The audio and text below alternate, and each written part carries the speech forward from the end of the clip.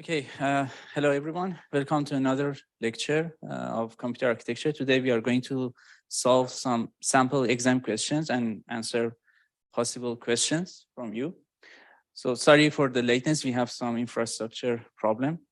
The first presenter is Ataberk. He's going to solve question about DRAM latency, which was for the last year exam. So yeah, feel free to start. Yeah, so I'll get started right ahead. So this is the DRAM latency question from last year's final exam. And it basically in the first page, it talks about the configuration of the system here, and then gives us a bunch of requests that are scheduled to the DRAM device through the memory controller. And then it also tells us at which cycle, what command was issued by the memory controller to serve these requests. So I'll get started by solving the first question immediately, and we'll go back to this information as we need to. So the first question asks, what is the size of a single row? So this, for this, we need basically this and this information. So the first one tells us physical addresses are 24 bits large. And the second bullet tells us that there are 1,000 rows per bank and 8 banks in total and in a single channel. So because we have 24 bits, and basically this also the third and the fourth bullets, the third bullet says that the DRAM is byte addressable. So every physical address will address a byte. And the most significant 3 bits of the physical memory address determines the bank, and the following 10 bits of the physical address determines the row. So we will use these 4 bullets here to solve the first question. And because the most significant 3 bits form the bank bits, that is bits 23 to 20, or is it 21? 21. And then the next 10 bits form the row address bits. That's 20 to, it should be 11, I think. And then the remaining bits, basically there are now 11 bits left in the address. So this was the bank. This is the row. These are the bytes in a row. Bytes in a row. So we will find the size of a single row from this, basically. That is 2 to the 11 bytes, because there are 11 bits left for us to address the bytes in a row. Is this clear enough? So that is also 2 kilobytes. Because, I mean, you already know 2 to the power of 10 is 124, and that's 1 kilobytes. And this is 2 to the power of 11, so multiply it by 2. Okay. Yeah, the second question asks, what are the DRAM parameters here in 3 bullets, and if we can determine them. If we can determine them, the question asks for these timing parameters in nanoseconds. And to solve this question, we basically need to revisit this whole all the bullets and the requests that we executed. I'll start by basically decoding the address into bank and row bits here, the addresses of the read requests. And notice that these are ordered in decreasing age. So the first request is the oldest request in the request queue, and the last request is the youngest one. And this is important because the memory controller uses an FRFCFS scheduling policy. That means it will try to prioritize older requests, but also won't be able to issue requests if the bus is not ready to accept the command. So we'll get to that. Yeah, but let's start with decoding the address bits first. So to make this faster, I'll look at the solutions. It's on the other tab, okay.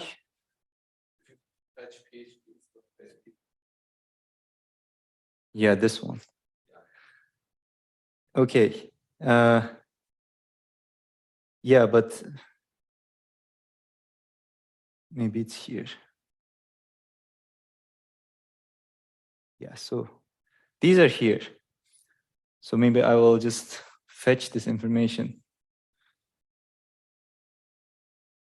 Benefits of the iPad.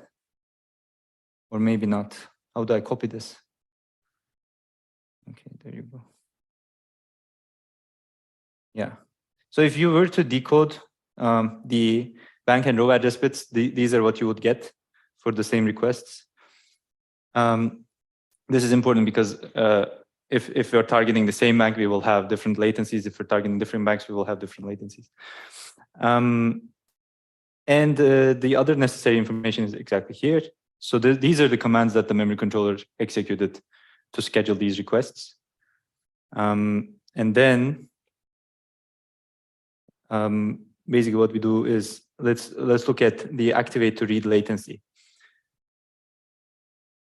So the first cycle we execute a pre-charge command. This has to be executed by the memory controller to serve the oldest request. And the reason for that is, again, we prioritize older requests. And we know that at the beginning of this basically timeline, assume that all banks are ready for a DRAM command. So if all banks are ready for a DRAM command, the memory controller must execute a command to serve the first request. And it executes a pre-charge command, and that means the bank 3, basically, in the beginning, had a row open. So there was a row open, row X in bank 3 that we don't know. And yeah, we were looking at activate to read latency. So this piece of information will become useful later on. But because I'm starting from the beginning, I want to let you know of this earlier. And then in cycle 1, we will send an activate command. And this will be sent to serve request 2. So this one. Why? Because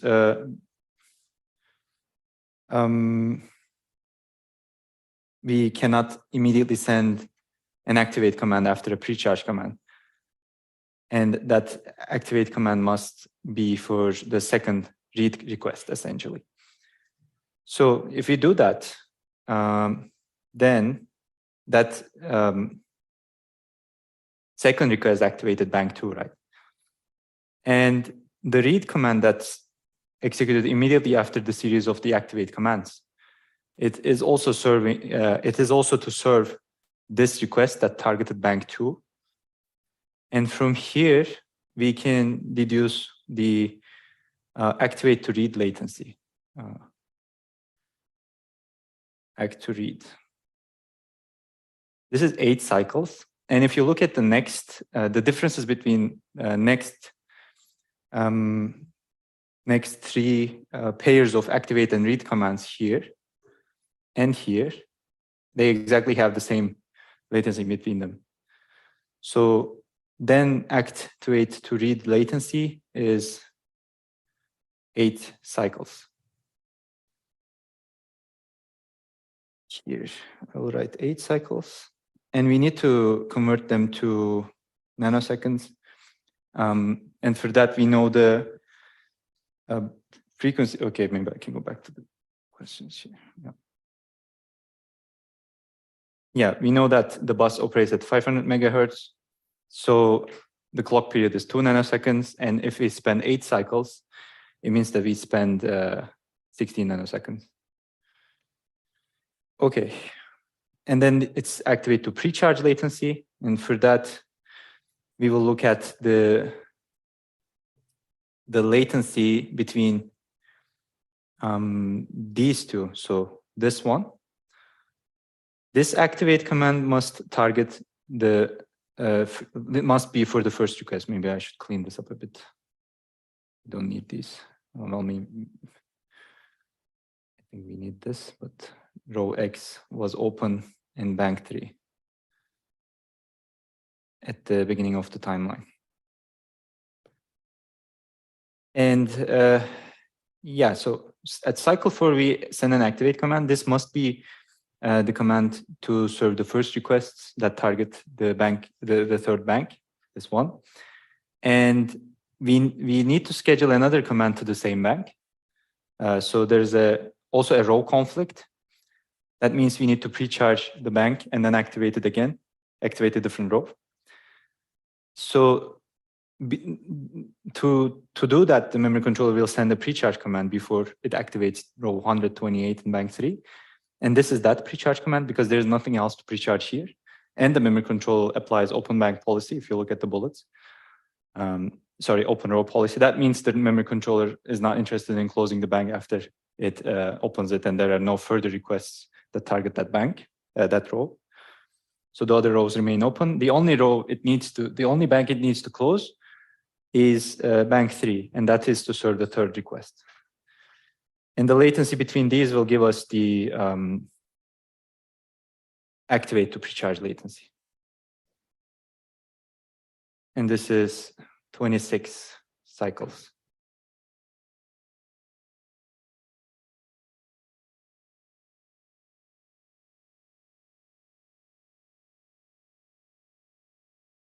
And that is 52 nanoseconds because our clock period is 2 nanoseconds. And finally, we have pre-charge to activate. And for that, you can look at these two, the difference between these two commands, and that is 4 cycles, because we pre-charge the first bank. And then, so there are two ways to basically understand this. Two things to look at to understand this. The first one is the difference between these two commands, the pre-charge at cycle 0 and the activate at cycle 4.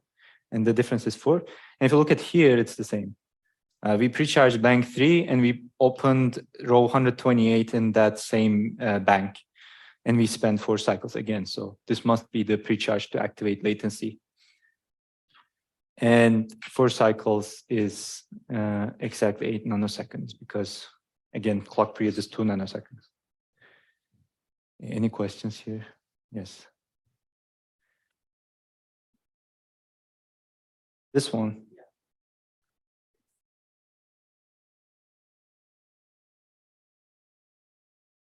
This one. So if it was not targeting bank 3, let's say, we would expect it to be scheduled here. There's no reason to expect it to be scheduled at cycle 4, basically. So what I'm trying to say is we know that the pre-charge in the first cycle pre-charged bank 3. And if there is a timing constraint that's, let's say, larger than 3 cycles, which is like apparent here, right? Then the activate command that comes after that many cycles should target the same bank, essentially.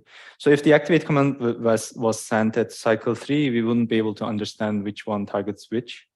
But here we assume that this is bound by a timing constraint, and that must be the pre-charge to activate latency.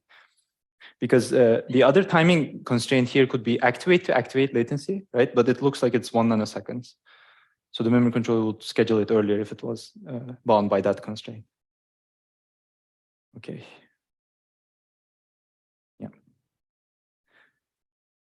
What's the row buffer state? Yeah, moving on to the next question. Okay. So this question asks what's the state of the row buffer? Row buffers in every bank. Basically, which rows are open in each bank. So we only know a few things. We know that bank 3 must have some row open before these requests are scheduled. So bank 3 is open. We also know that the other banks here, 2 and 5, they're closed because we didn't send any pre-charge commands before sending the activates for them. So 2 and 5 are closed. And we have no idea about the rest. And these are unknown. Yeah, any questions here? Let me double check with the answer sheet, actually. Yeah. So unknown, unknown. Bank 2 is closed, bank 5 is closed. Bank 3 is open, and the rest are unknown. Okay. Yeah. So the last question here is asking us what happens if you had tier latency DRAM design in this bank. So it says assume that a bank consists of a single subarray. So we have a single subarray in the whole bank, and that subarray has a near segment and a far segment. The near segment has lower latency in all sorts of accesses, and the far segment has higher latency in accesses. So this table summarizes what changes in latencies. And what it says is basically if you're accessing a row in a near segment, your activate to read latency is now not 8 cycles, but it's 6 cycles, because this is the difference basically between. So you deduct 2 from 8 and you get the new latency. If it was targeting a far segment, now it's 8 plus 1, 9 cycles. So this table is telling us what happens to the latency of each request. And then it asks basically, if the same set of requests here, instead of 42 cycles, it took 36 cycles. So what is the TLDRAM design? What does it look like? Meaning that which are the near segment rows and which are the far segment rows. And it also tells us that the first n rows in the bank are near segment rows and the remaining ones are far segment rows. So I think there are a few things you can do here, but I will start by assuming that all the rows here target the near segment rows, because we need to have a lower latency now. And that the only way to do it is to at least put some of the requests in the near segment, right? So let's put everything in the near segment and see what happens. That is, basically we're setting n equals 192 and see basically what happens to the new latencies. And n is 192 because, let me copy this again. Maybe I cannot copy it. Maybe it's already copied. The request that targets the row with the highest number, largest ID is 192. So if n is 192, every row accessed by these requests are in the near segment. And then what we will do, yeah, I wanted to copy this here, so yeah, paste. And then paste this one also.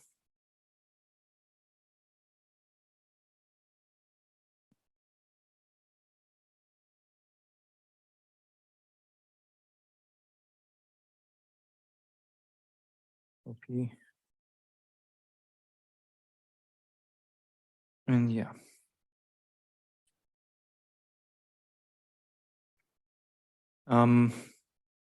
Okay. So let's look at what happens when we have everything in the near segment. So these are all invalid now, except the first one. It starts at cycle 0. And well, this activate has to go at cycle 1. Again, nothing changes because there are no constraints here. Cycle 1, cycle 2. And then this activate targets the bank that was targeted by this precharge command. Now, if this is in the near segment, the row that the precharge command precharge was in the near segment, then the precharge to activate latency is 1 cycle smaller. So this should be executed at cycle 3. Does that look right? Yeah. And then we have the read command to, again, this one, to bank 2. And this is, everything is in the near segment. So this will have let me write these down. So also default latencies act to read is 8 cycles. Activate to precharge is 26. And precharge to activate By default is 4.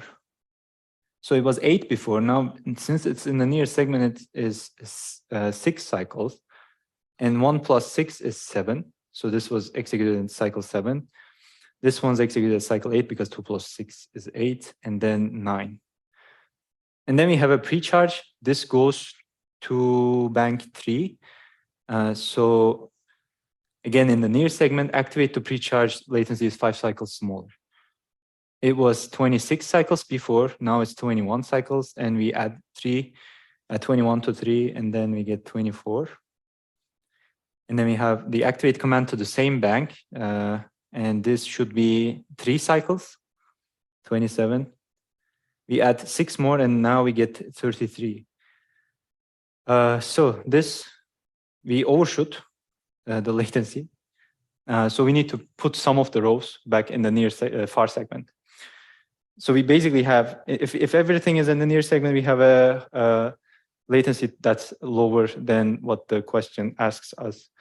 That's why we need to put some rows in the far segment. And for that, there's one trick we can do.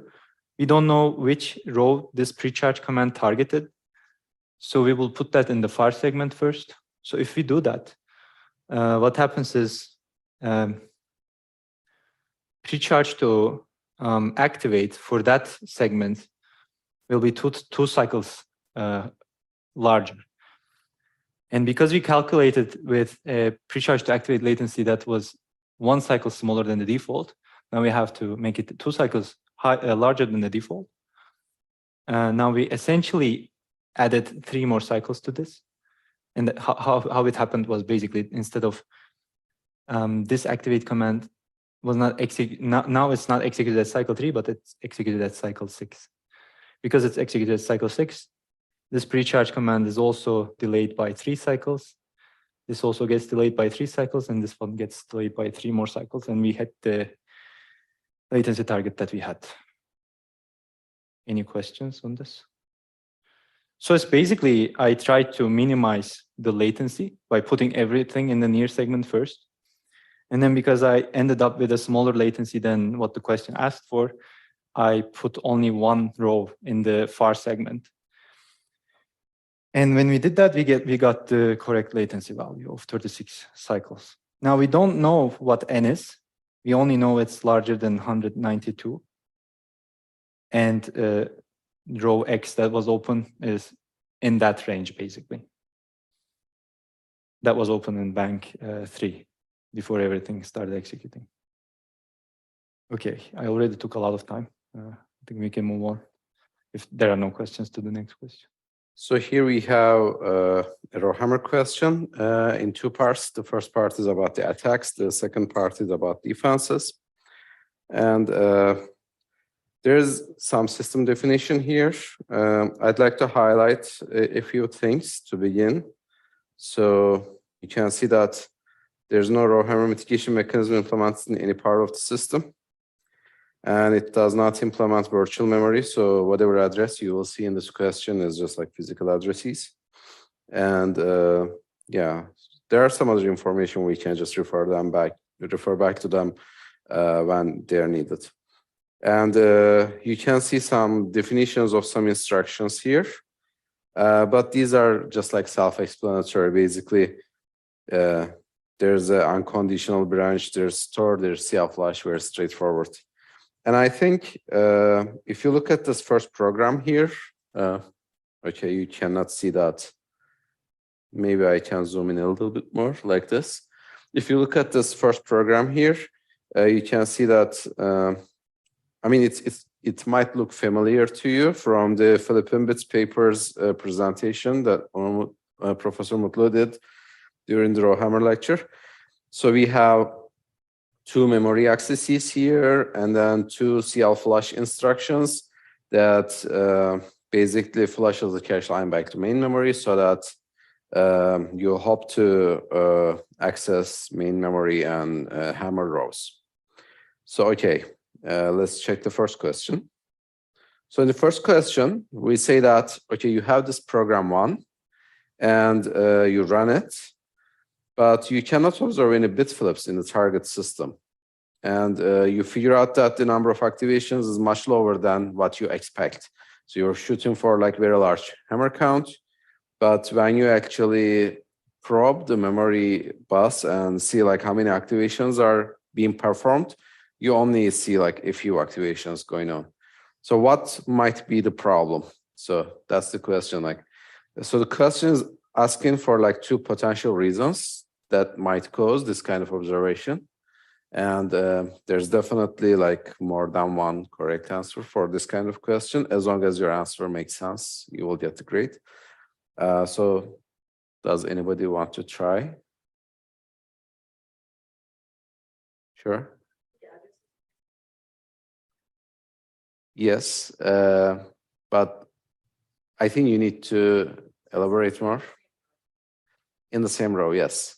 That can be one reason, right? You can, so to clarify for everyone, so you have your bank, you have your rows here. Let's say this is bank and this is your row. If one address is hidden here and the other address is hidden here, so every time you access the memory, you will hit the same row. So the content of the row is going to be in the row buffer here, and you will never access the row actually. I mean, you will access it two times, and then you will just service other accesses from the row buffer. So that can be one reason. What about the second reason? So similar to this, we can also have an address mapping that actually puts this second piece of data into another bank. So in that case, as you know, each bank has their own row buffer. Once you access this address, for example, you will be accessing this row buffer. Once you access this address, you will be accessing this row buffer. So it's also, again, a lot of row buffer hits, and there's no hammering kind of access pattern going on. So another thing can be you're relying on CL flush instructions here to flush your cache lines to the main memory. But maybe in that particular system you're using, the CL flush instructions are not allowed in the user level. Maybe they're just ignored. So that can be also the case. And yeah, we have a few different answers here. You can check later, I think. Yeah. So yeah, as long as you provide like two reasons that makes sense, it's okay. Okay, so in the second part of the question, second part of the first part actually, so it's like, yeah, again about the attack 2.1b. So we have three different programs in this question, and we observe that only two of these programs can induce RowHammer bit flips, but the third one cannot. And so the question is asking like which program segment is the one that does not induce RowHammer bit flips. So again, we have, yeah, these codes here, very similar to the one that you see earlier. So here, we are accessing different addresses in these three programs, if you notice. So we can just focus on these addresses and see what is different, right? So here, so this is in hexadecimal formats, right? So we need to convert them to binary format and see like which address bits they have. And for that, we also need to check a few system configurations, basically. But from the previous question, from your answer, for example, we know that for a program to induce RowHammer bit flips, these stores should access different rows in the same bank, right? So if they access different banks, it doesn't make sense. If they access the same row, it doesn't make sense. So let's check this out. So in the question, it says your physical memory address is 16 bits, and you have 2 channels, 4 banks per channel, and 64 rows per bank. So since you have 2 channels and 4 banks per channel, you can actually identify a bank using 3 bits, right? Like 1 bit for the channel and 2 bits for the banks. So you will look at like 3 bits in total, and then it will give you the bank ID, basically. So here, I'm just showing the solution because I don't want to take a lot of your time. So this is just binary representation of these hexadecimal addresses here next to them. And if you check actually which bits are common, which bits are not common across these 2 addresses in like for each program, you see that so these addresses are common here, right? So the other bits are different from each other. And similarly, for program 2B, these addresses are common. And for program 2C, these addresses are common. So since we know that in a successful RowHammer attack, these common bits, I mean, the bank ID should be common, right? So we can say that, so since these 3 bits, if these 3 bits represent which bank we're going, which bank these addresses are mapped to, we can see that, okay, so these,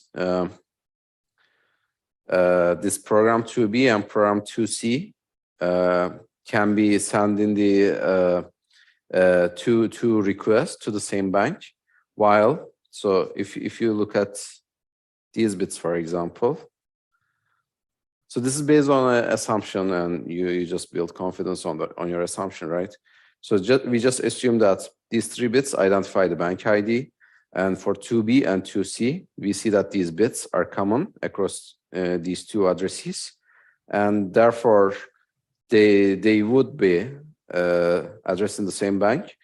But if we look at 2A, so these bits are not identical.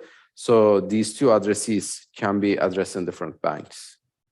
So that's one explanation, right? You can just say, okay, these 3 bits are bank IDs, and that's why 2A doesn't work.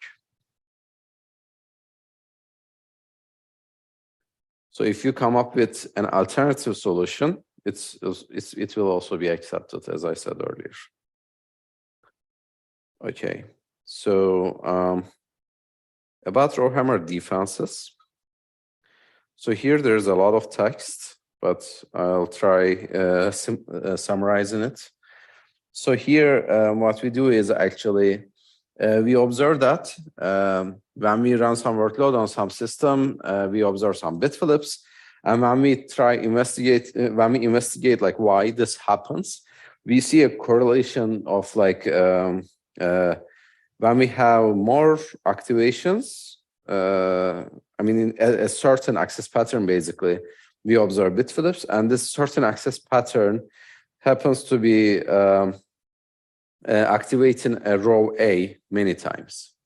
So different from the first question, here we have a mechanism that actually tries mitigating or defending against RowHammer. So these are the specifications of the system and the defense mechanism. So when we look at the DRAM chips RowHammer vulnerability level, we see that a row needs to be activated at least 20,000 times. So this is your RowHammer threshold. So to induce a bit flip, you need to activate 20,000 times. And is there a question? Okay, I think Banu doesn't have a question. Okay, do you have? Okay. So, okay, so when we look at our RowHammer defense mechanism, the behavior comes like this. Whenever a row X is activated 4096 times, it actually triggers a defense action that actually sends row activation commands to the row addresses x-1 and x+1. And also from the DRAM chips characterization, we know that blast radius is 1. So meaning that when you hammer a row, you induce bit flips only in the adjacent rows. not the other rows. So, and when we look at the memory access pattern, actually, this memory access pattern activates row A 30,000 times. So this is definitely larger than 20,000 times, right? In a 32 millisecond time window. So I think from the specification, we can see that it's, I mean, in 32 millisecond, the victim rows are not refreshed. So that's there. And also, during these activations, the defense mechanism activates row A-1 and A+1 once every 4K activations targeting row A, right? So, okay, you activate row A 30,000 times, but after every 4,000 activations, you actually send an activation command targeting A-1 and A+1. So the overall hammer count you observe shouldn't actually exceed 20,000 times, but still you observe some bit flips. So what would be the reason? So, okay. Any guesses?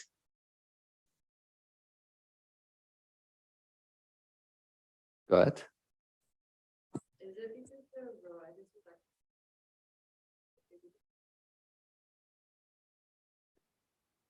It's very close, yeah.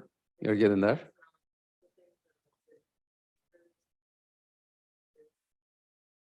Yes, I think terminology is a little bit different over there. So since the system doesn't have virtual memory address space, I mean, when you say virtual to physical, it's some translation in the operating system level, right? Here we just say actually it's a mapping that happens in DRAM. So it's just like in DRAM row address mapping. So the reason is you send an activation command to A-1 and A+1, but those are called logical addresses, and they might not be actually, they might be mapped to some different rows in the physical layout. So you're not actually refreshing the victims, as you said, and therefore you observe bit flips. So the second part of this question is asking, if instead of this defense mechanism, we implement para, would that help? We're just like speculating here, right? Hypothetical case. So instead of like, do you guys remember para? Okay. I'll just give a reminder anyways. So when you send an activation, para observes these row activations, and after every activation, it just performs a probabilistic process, and with a low probability, it sends activations to X-1 and X+1, but not based on some counter value. So here, the different thing between this defense mechanism and para is para will not track these activation count and trigger it when it reaches to 4,000, but it will probabilistically trigger it. So would replacing this with para solve your problem? The answer is no, because para would also activate these rows that can be physically mapped to some different rows. So it wouldn't solve our problem. And the last part of the question is, would implementing block hammer? So this is the lecture that it was discussed in last year. I think it is something different this year. In memory controller, instead of this defined defense mechanism, would it solve the problem? So as a reminder, block hammer was not sending activations to the victim rows. Instead, it was throttling the activations targeting the aggressor row. So basically, it guarantees that no row will be activated more than 20,000 times. So since the activation count is limited in that way, even though this A-1, A+1, X-1, X+1 are mapped to different rows, it doesn't matter for block hammer. It would save the day, basically. And that's the answer, yes. And that's the end of second question. Okay, so this is a process near memory question and tells you that you have two applications that you want to accelerate, application 1 and application 2. And then also give you some information about the system, that baseline CPU system and a process memory system. We are going to get back to that here at some point. And the first part asks you what is the execution time of both of the applications when you're executing that in the baseline CPU, and you don't need to account for the time for these first few instructions over here. So it's just the time of the loop.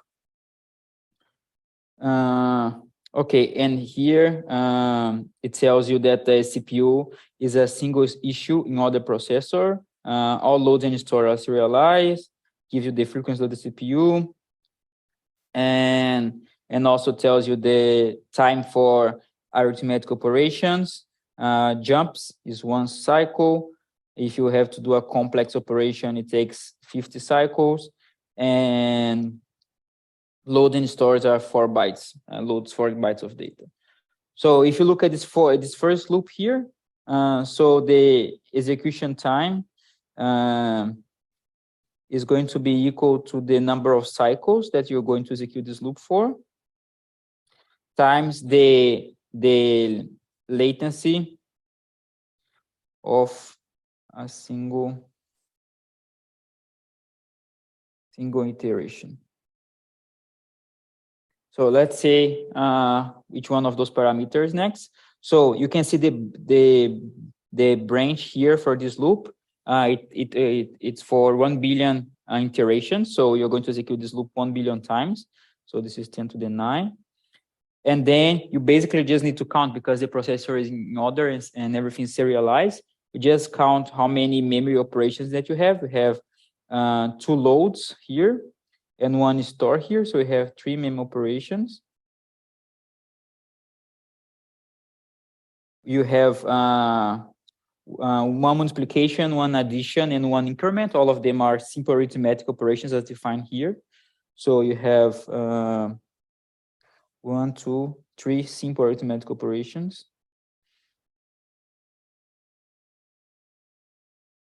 And you have branch, yes, the branch operation. And if you go back to the latencies here, the latency of the memory operation is 100 cycles. So it's going to be, let me move this here. Oh, it's in Turkish. I don't know. How do I copy this? Maybe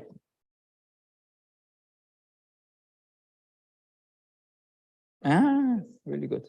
So it's going to be it's going to be 3 times 100 plus 3 times the latency of the other one was 1 cycle, 3 times 1, and then the other one is the latency of a branch was also 1 cycle, so 1 times 1.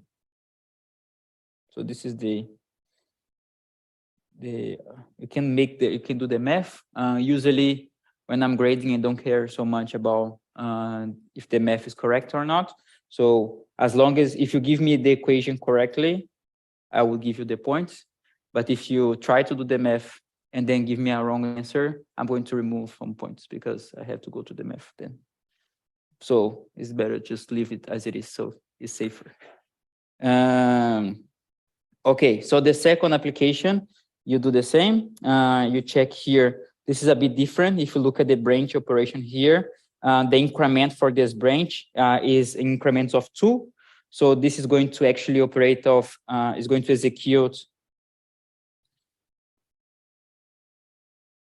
It's going to execute to half of 1 billion times. And then again, you multiply by the latency of a single operation, of a single iteration. So here we have 1, 2, where is this store? 3 multiply, so here, 3 memory operations plus 1, 2, 3, 4 simple operation arithmetics plus my right is discussed. Plus one complex operation, this is square, and this says that it takes 50 simple operations, which is one cycle, so it's 50 cycles. So one complex, and this one, and the branch. So this is going to be equal to 10 to the 9 over 2 times 3 times 100 plus 4 times 1 plus 1 times 50 plus 1 times 1. So there is any question here? Okay, great. So now we are going to implement a process near memory accelerator for this architecture. And here it gives you some of the limitations of the process memory architecture that you are going to design. So you're saying here that you're going to design an accelerator in the logic layer of a 3D stack memory, which can provide your accelerator 4 gigabytes per second of memory bandwidth. But at the same time, you have an area limitation, an area envelope for you to design an accelerator of 100 millimeters square. And the clock frequency of the accelerator is going to, because it's in DRAM, is going to be lower than in the CPU. So it's going to be 1/10 of what the baseline CPU can run. And the important part here is that the accelerator is going to consist of multiple processing elements. And each processing element is going to have several functional units. And then it gives you a table here with the functional units that you have available for you to execute and some description of them. And then the latency that they are going to take in cycles and also the area that they are going to occupy. And then it's saying here that the process element is going to execute the same computation as the entire body of the loop. So there's no pipeline. You execute every single loop at one step of in the processing element. And they say here, therefore, if you have any processing elements, any iterations of the loop are executed in parallel. So as many processing elements you have, it means that is the parallelism that you can extract from the loops. The loop iterations are executed on the processing elements as described by the compiler. It's not that important. And it also says here that you can reuse functional units inside the processing element in case there is no data dependence for that particular operation that you want to accelerate. So you say here, 2 processing functional units can be executed in parallel if there is no dependency between the operands. So you're going to design this accelerator with the maximum number of processing elements as possible that fits in the power and the area budget that you have for the pin accelerator. And then the first part asks you what is the area of the configuration of your process memory accelerator that provides the highest performance for each application fitting the process near memory budget. Show your work. So usually if you see a process memory question in the paper, in the exam, I designed it. And if there is a code like this, probably you're going to have to do a data flow graph to do some computation because I really like data flow graphs. So from the start, I would already start drawing it. You don't need, you can ignore this first part here. We are all interested in the loops. How you do this? So the first, you basically need to figure out the dependencies that you have in this code here. If you get it correctly, you're going to get the rest of all of the equations correctly, probably. So the first operation that you have is a load, and this load produces R4, and then you have another load here that does not depend on the previous one, and it's going to produce R5, and then you have a multiplication operation that is going to depend on R4 and a constant. So this is your multi operation, and going to produce R6. And then you have add operations that's going to depend on R6 and R5. So here is an add operation. And then you're going to have a store operation of this R6. So here we have, so here is R6. And this is a store operation. And then you have the increment. The increment, so the previous operation, the store, still depends on the value of the increment. So there is, since there is no register name or alias that you can do here, you need to wait to increment the variable, otherwise you're going to store the data in a wrong position. So you only can do the inc after, even though there is no this is a false dependency. We need to respect that because there is no way to fix it. The question does not tell you that you should fix it. So you have to do the inc here, and then you're going to give R3, and then you have the branch operation. So this is the data flow graph for this particular application here. And now you're going to design the accelerator for this data flow graph.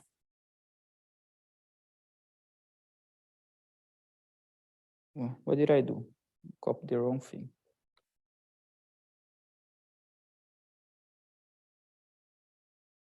I lost my data flow graph. I don't know what I did. I pasted the third one. What does it mean?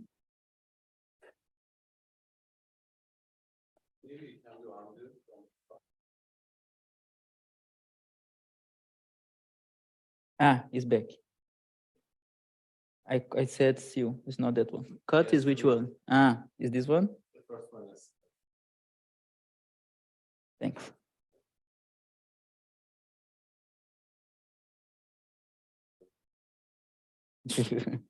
Okay, great.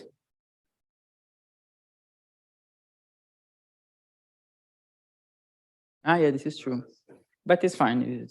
Let's continue here. So this is your data flow graph for this accelerator. So in parallel, actually, you can only have this load instructions here. Everything else is serialized. So you can have, let's design it for a single processing element first. Let's say that here is your processing element that you're going to design. And then you're going to just replicate that for the other, but depending on the area here, just duplicate that as much as you can to parallelize the loop or to open the loop. So here you're going to have two, because you can do any then in parallel, you're going to have two load units. And then for all of the other arithmetic units, they are also realized. So the multiplication, the addition is going to happen only after the multiplication, and the same for the increment. So you can have a single ILU here, because again, it's written here that they can be reused.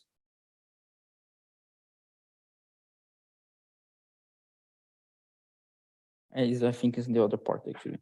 And then this store, so you already covered this operation here, this one, this one, this one, this one. This store can be reused with these loads, because those are both load and store units actually. Yes? Yes? Wouldn't it be better to parallelize the load with the and don't use the second load store? No, but you cannot parallelize the. What do you mean? There is a data dependence between the two? Yeah. So you do, oopsie. You do first the first two loads. So here there is a data. Yeah. So So you do the first two loads and then you do the move. You cannot move this move earlier because of the dependency. Is there between the right load and the multiplication? There is no dependence. Then you could just move this like 1 times load later, and then you don't need the other load stored. But then you're going to serialize loads. You're going to increase. You're going to. No, you're You're saying that. Okay, I understood what you're saying. You're saying that you do you can do a load, and then you do the move, and then here you do the load again, and then you do them, and then you use only a single load unit. You could do that, but then there is going to come to the next question, because at the same time, since this is a process memory engine, you want to maximize the bandwidth utilization of your memory device as much as you can. And the bandwidth utilization that you're going to be able to achieve here, since the only parallelization that you're going to have is those load units, depends on how many load units you have. So it's quite important to do as many load operations as possible in parallel, so you can fit you can fully optimize the bandwidth of your DRAM. But yeah, it's possible. It would be another solution. I don't know actually if the performance would be better. I don't think it would actually. You need one less. Yeah. But as you're going to see, it's going to give you exactly the area budget that you got before. So I think it's going to be you're going to use less area if you do that. But then you cannot put another processing element for you to do the computation. So the answer that is going to give you is 25 processing element units. If you save one unit for a single processing element array, you can still not add another one. It's not going to give you 26 processing element units because of the total area. So you're saving the area, but you're not using any. You could exploit more parallelism if you use that extra area that is not used to do anything else. Actually, it's just there. But anyway, yeah, it's the answer. Yes, you could do that. Okay. So the LU here, and the branch unit that you are missing. And then that is done. So all of those 4 here. So, and then you check the area of each one of them. So if I'm not mistaken, the area is 1. So the area of a single processing element array is 4 millimeter square. Your power budget is 100 millimeter square. And then you divide by 4. You can have 25 of those ones. So the area that you're going to utilize in the end is going to be 5 times 4 millimeter squares, which is 100 millimeter square solution.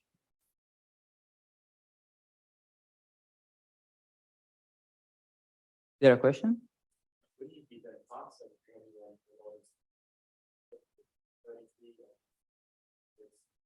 Can you fit 33 if I do that? Let me do the calculation.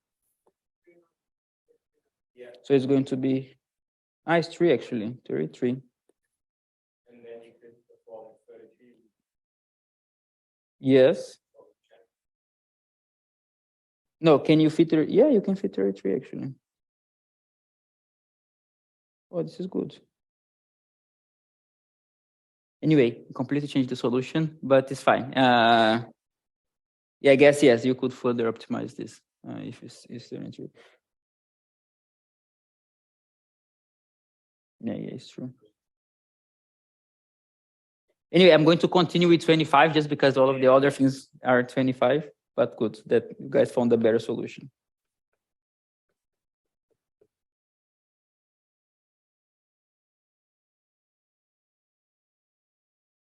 And then the next one is pretty much the same. You do the first load.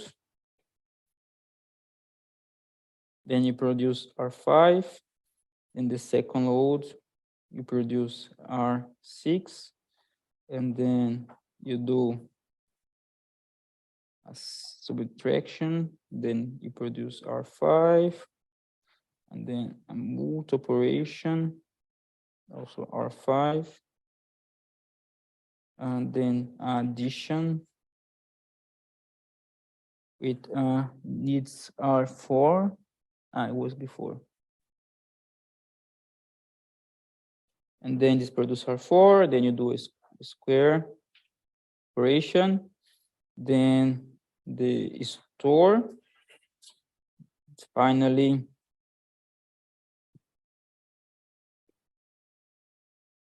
branch. No, sorry, int and branch.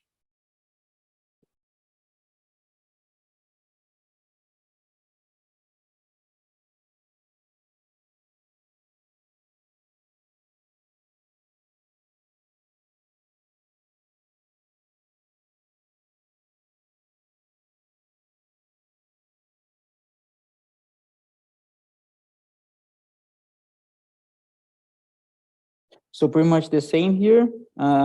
This time around, you cannot do that because of there is no place to put the other load. But anyway, this you need the 2 load units.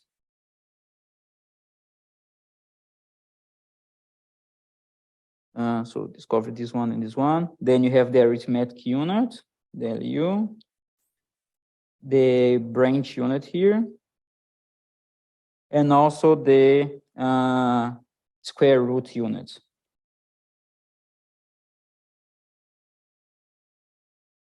So this is going to take 1 millimeter square, 1 millimeter square, 1 millimeter square. I think the other one is 30.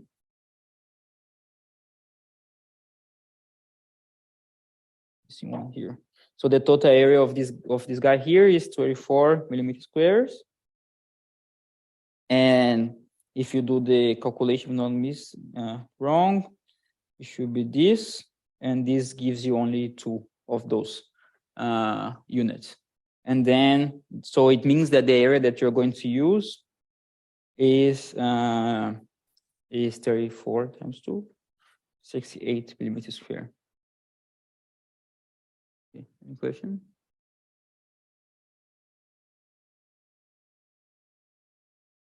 Okay. And then asks you, are the process-NIM accelerator obtained in B capable of fully utilize the memory bandwidth of the 3D stack memory provided in application 1 and application 2? So the memory that you have gives you 40 gigabytes per second of bandwidth, right? This means that you load 40 bytes in 1 nanosecond, or since the frequency of the process memory unit is 10 times lower, so this means that you can load 400. You need to load 400 bytes in one cycle of your process-NIM memory engine to fully utilize the bandwidth of your device, of your memory device. The accelerator that we designed before, we can load the maximum of each load operation is 4 bytes. And in a single processing element unit, because I designed with the 2 on in parallel, so you can load 2 operations at the same time. And you have 25 units. So it means that this accelerator can load 8 times 25,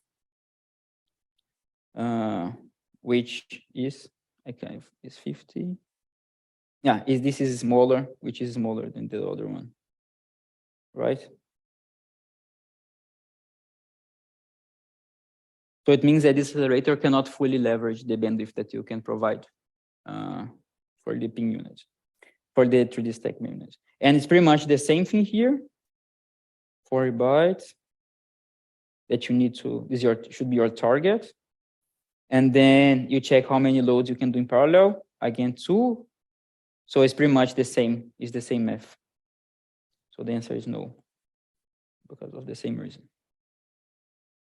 Okay, so what is the speed up of the process-NIM accelerator compared to the execution of the CPU baseline? Show your work. So basically you need to figure out the execution time of your pin accelerator. So here is going to be the latency of a single iteration here is going to be 1 cycle here. So it's going to be 1 cycle, plus 1 cycle here, another cycle here, another cycle here. So 1, 2, 3, 4, 5, 7. So it's going to take 7 cycles.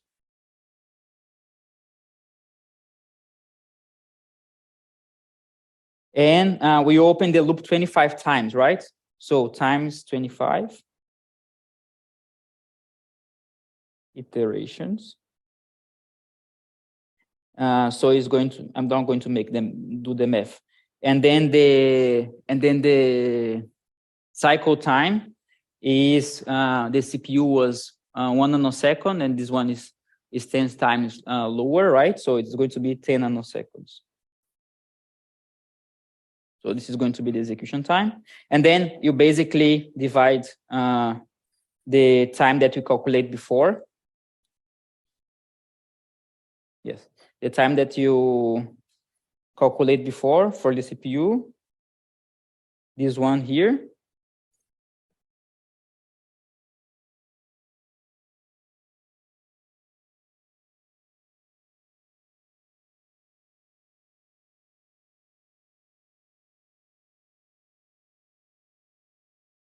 Yes. Just a sec. By this one.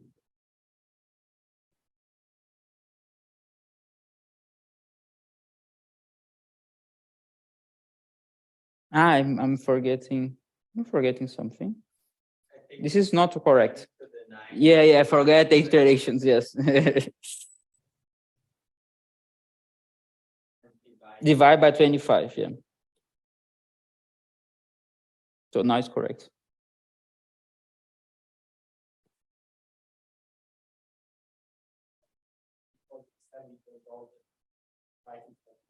Don't try, please. Yeah, exactly. So for just write the equation really clearly, which is one of the things, like not as clear, like this is disgusting. So yeah. Don't try. It's much easier to grade because then you just see the terms and like go see it. Sometimes it's going to ask like, oh, can you provide speed ups in a particular configuration? So you have to have more or less the idea of the order of magnitude of one of the other to see if it's going to provide speed up or not. But then you can see more or less, you need to fully calculate to get the end number. As long as, and usually the numbers are big enough that you can clearly see there is like one order of magnitude difference from one to the other, and then you can infer which one is bigger, and then you can just say, one is faster than the other, and then you put the equation there. Girai, I locked the screen by mistake.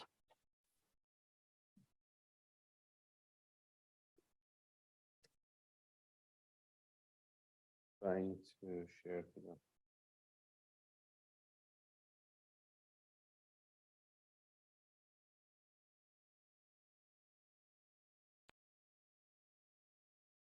Okay, thanks, Girai. Okay, great. So, because of time, it's best this divided by this one. Did you guys understood more or less how it was done?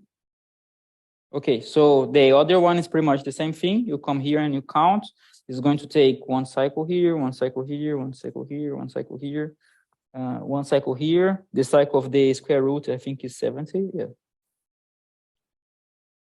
One cycle here, one cycle here, one cycle here. So it's going to be 1, 2, 3, 4, 5, 6, 7, 8. 8 times 7 cycles.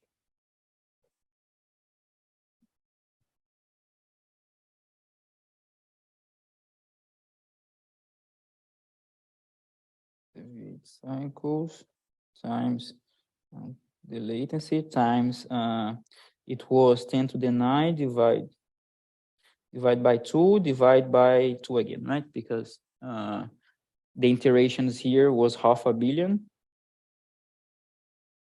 Yeah, was 500 million iterations, and we opened the loop 2 times, right? Here. No, where it is. Here, we opened the loop 2 times, right? So you parallel the loop twice. So it's going to be, this is going to be the execution time, and then you divide by the other one for the CPU. So speed up.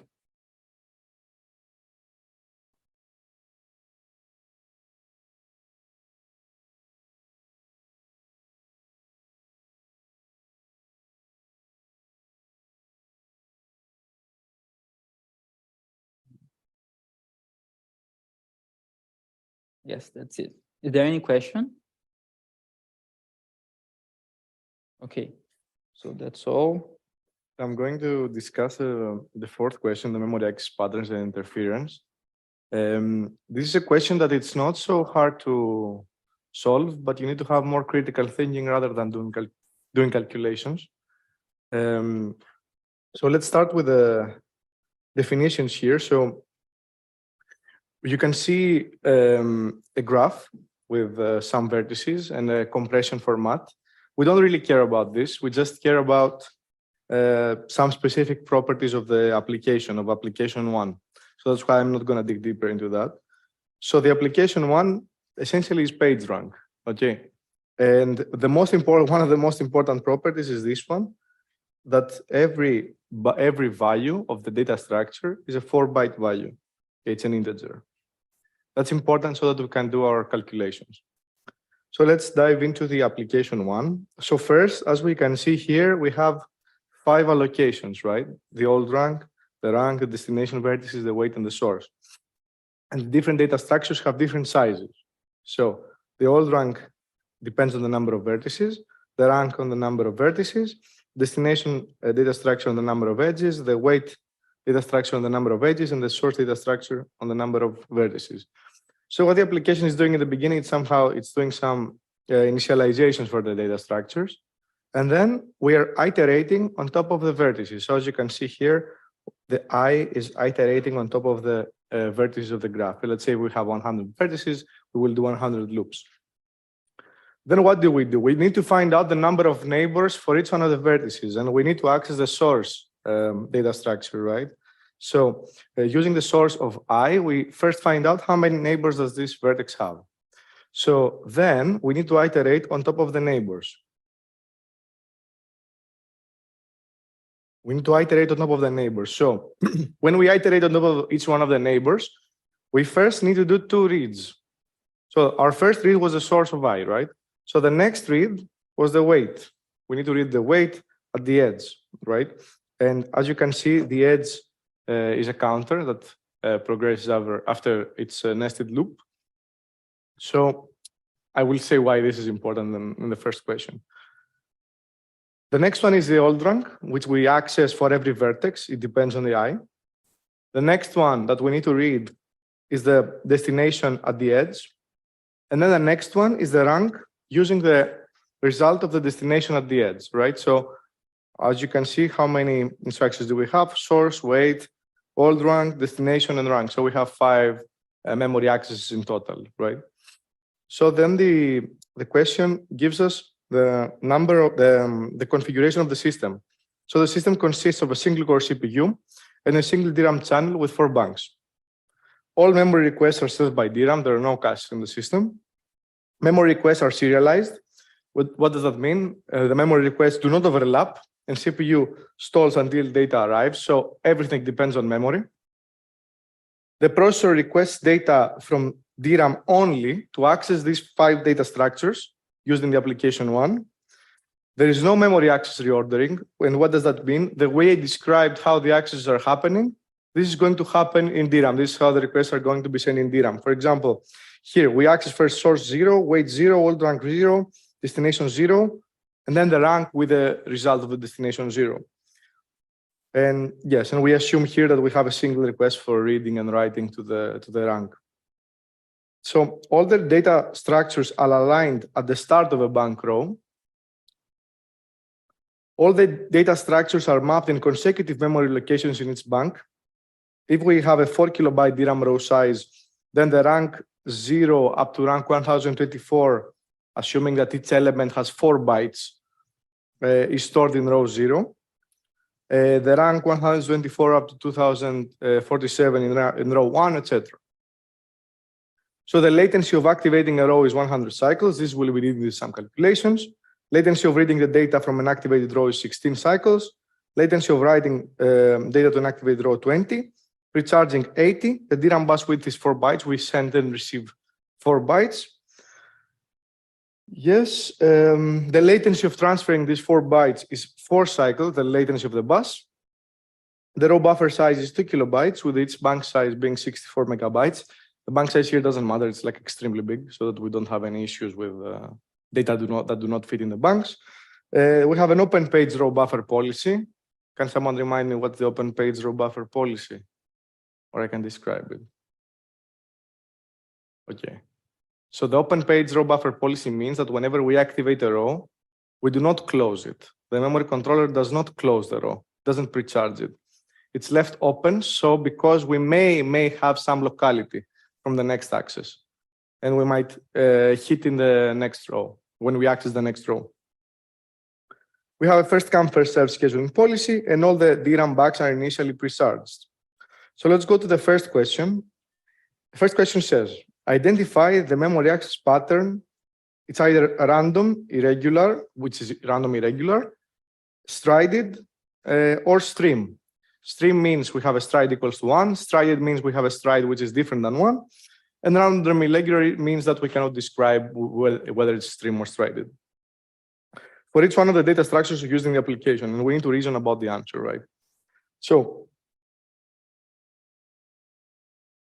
does someone want to try? So first we have the source. How many times how is the source accessed? So for every external loop, we iterate over I for all the vertices, we access source of I. So what's the data pattern for source? You can say. Correct. So the source is a stream.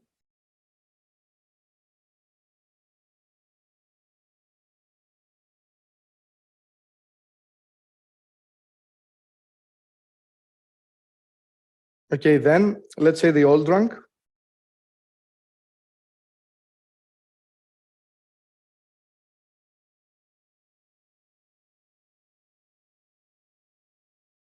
Correct, it's a stream.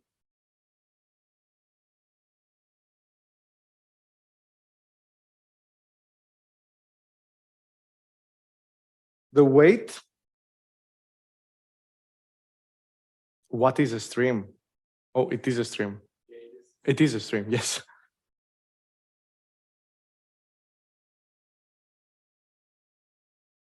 The destination,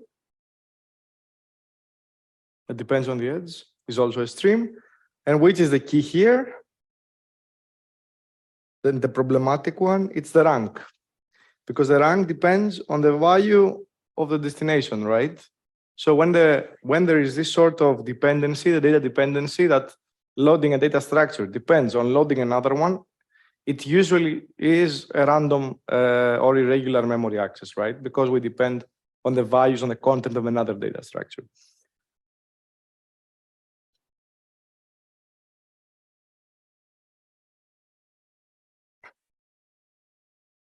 Okay, so right now we're going to study how, yes.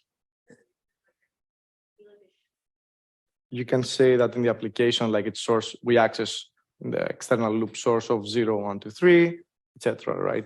The basic thing here is that for the rank, you explain why it is irregular or random, because it depends on another data structure. Okay. The second question is about the memory interference, how these data structures interfere in the main memory. So we consider a case where the data structure rank and DST are mapped in bank 0. So we have bank 0 here. We have 4 banks in the system, right?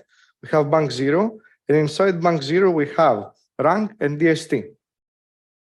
So here it's rank and DST. Weight is mapped in bank 1. So the full bank 1 has weight, I say W. Bank 2 has old rank, and bank 3 has source.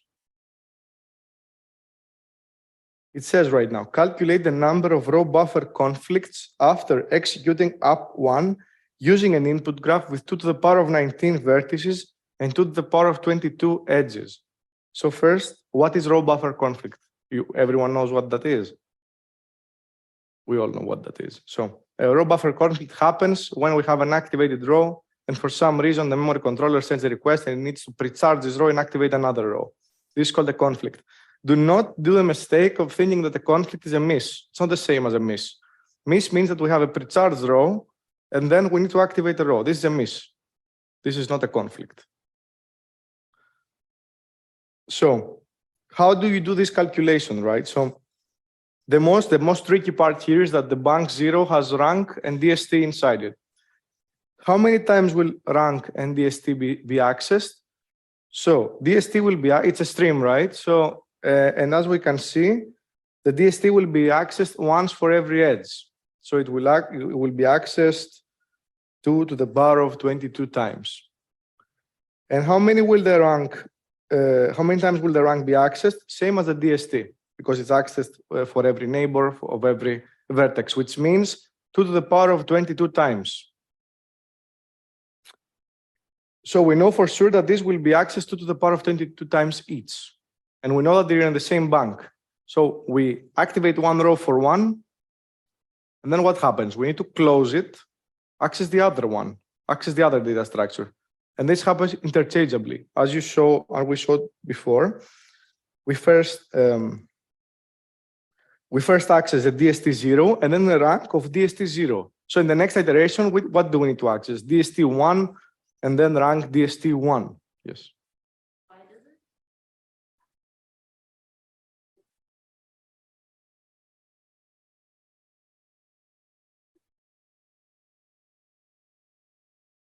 The edge is increased, right?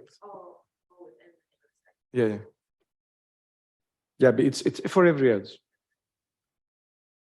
So what will happen in this scenario in rank 0, right?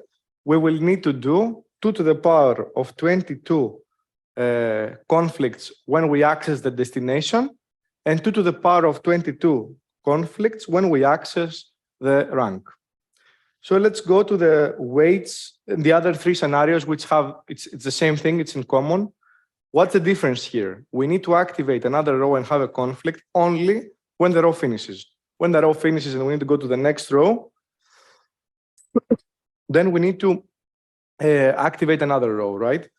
What does that depend on? The number of values we read from each row. Which is the number of values we read from each row? Each row it's 2 kilobytes, and we read every time 4 bytes. So it's 2 to the power of 11 divided by 2 to the power of 2, which is 2 to the power of 9. So every 2 to the power of 9 times, for every 2 to the power of 9 reads, we need to have a row buffer conflict. And how many reads are we going to do? 2 to the power of 22 for the, let me see, 2 to the power of 22 for the weight. So 2 to the power of 22 reads for the weight divided by 2 to the power of 11, which is divided with 2 to the power of 2, which is 2 to the power of 22 divided by 2 to the power of 9. Then for this one, for the old rank, how many accesses do we need to do? We need to do less accesses here. We need to access it. This is a tricky one, I guess. It depends on the external loop. So we need to access it to the power of 19 times because it depends on the number of vertices, right? Yes, it's stored in a register, this one, for example, because in the internal loop, you use it, right? So it's 2 to the power of 19, again, divided by 2 to the power of 11, divided by 2 to the power of 2, because we have 4 byte values. And for the source, we access it, yes, 2 to the power of, yes, 19,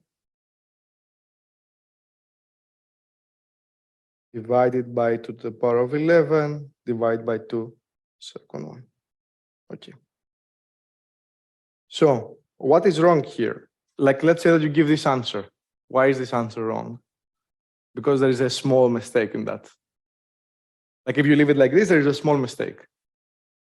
This is a total access, that's correct.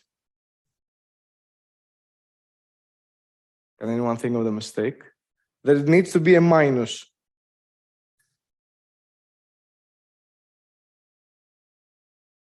Okay, in the beginning, all the banks are pre-charged, so you don't have a conflict, right? So it's -4. Okay, so don't be careful with these mistakes. Because we have 4 banks, all the banks are pre-charged in the beginning, so we don't have these 4 conflicts in the beginning. So let's go to the second question. We need to calculate the number. Does anyone have any question on this? No. Okay. We need to calculate the number of cycles that the processor stalls while waiting for data from memory when executing up1 using an input graph, which is the same input graph to the power of 19 vertices, to the power of 22 edges, that leads to exactly 2 to the power of 20 row buffer conflicts. How are we going to think about that right now? So the way I would do it is first, what we need to calculate is the reads and the writes. That's the important part, because how do we calculate the total formula? It's like conflicts. We pay a cost for the conflicts if there are, and then we need to pay the cost for the reads and the writes to the memory, right? So first we need to see how many reads and writes happening at the same time. So we have reads and writes. So we have 2 to the power of 22 for the rank, because it happens for every edge. We have 2 to the power of 22 for the DST, 2 to the power of 22 for the weight, 2 to the power of 22 for the old rank. So here, for the old rank, if you use the number 2 to the power of 19 or 2 to the power of 22, it doesn't matter. I will give the full points. I would give the full points because someone can say what Liana said, that there is a register, there is no register. So it's the same thing for me. It doesn't matter. Because even though we access it using the same value for the internal loop, if someone says, okay, we'll use it 2 to the power of 19 times, I would give the points. It's the same thing. So 2 to the power of 22 times for the old rank, and 2 to the power of 19 times for the source. So what happens during a row buffer conflict, right? So what is the formula? So the formula for calculating the cycles is, first, the cost of row buffer conflicts, how much time it takes to serve the row buffer conflicts. So we have row buffer conflicts multiplied by what? So we first need to pre-charge in a row buffer conflict, and then we need to activate a row because we have an open row policy, right? So it's 80 plus 100 cycles, 80 for the pre-charge, 100 for the activate. And then in the case of a row miss, the only thing we need to do is we need to activate the row. So we need to, yes? So we need to pay for 100 cycles. In the case of a miss, we need to pay for 100 cycles, yes.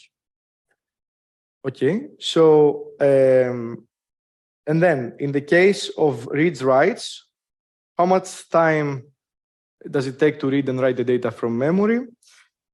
If you read from the row buffer, if you read the definitions in the beginning, it's 16 cycles for the reads.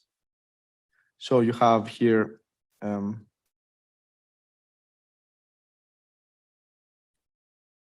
the reads, it's 16 cycles, right? Why is this plus 4? We need to read and then transfer the data, right? So we need 4 extra cycles. For the writes, how many do we need? 20 to write the data and 4 to transfer the data. 20 plus 4. So the row buffers are given. The row buffer conflicts are given to the power of 20. The row buffer misses, it's 4, the initial ones. So this equals 4. The reads, we calculated them in the beginning, and the writes, we also calculated them in the beginning. And you leave it like that. You don't need to do any calculation. I don't mind at all. Like I just need the formula so with all the numbers so that you can calculate the total number of cycles. Does anyone have any question? So have this in mind. It's usually this sort of question, like you need to calculate the row buffer conflicts, row buffer misses, latency for the reads, latency for the writes, and come up with total latency. So for the last question, it's a qualitative question. So we need to replace here the DRAM of the previously used system with 2 different DRAM devices, NDRAM, normal DRAM, and RL DRAM, reduced latency DRAM. Each one of these devices is connected to the processor using a separate channel. NDRAM is the one that we used before. And RL DRAM operates with half the internal latency. For example, pre-charge, activate, read-write latencies are half of NDRAM, but has only 1 bank compared to the 4 banks of the previous DRAM. And it says here, given this system, how would you place the data structures of UP1 across NDRAM and RL DRAM to maximize performance? So given that the reduced latency DRAM has only 1 bank, which data structure would you place in that bank, assuming that the data structure fits inside the bank? Does anyone have any idea?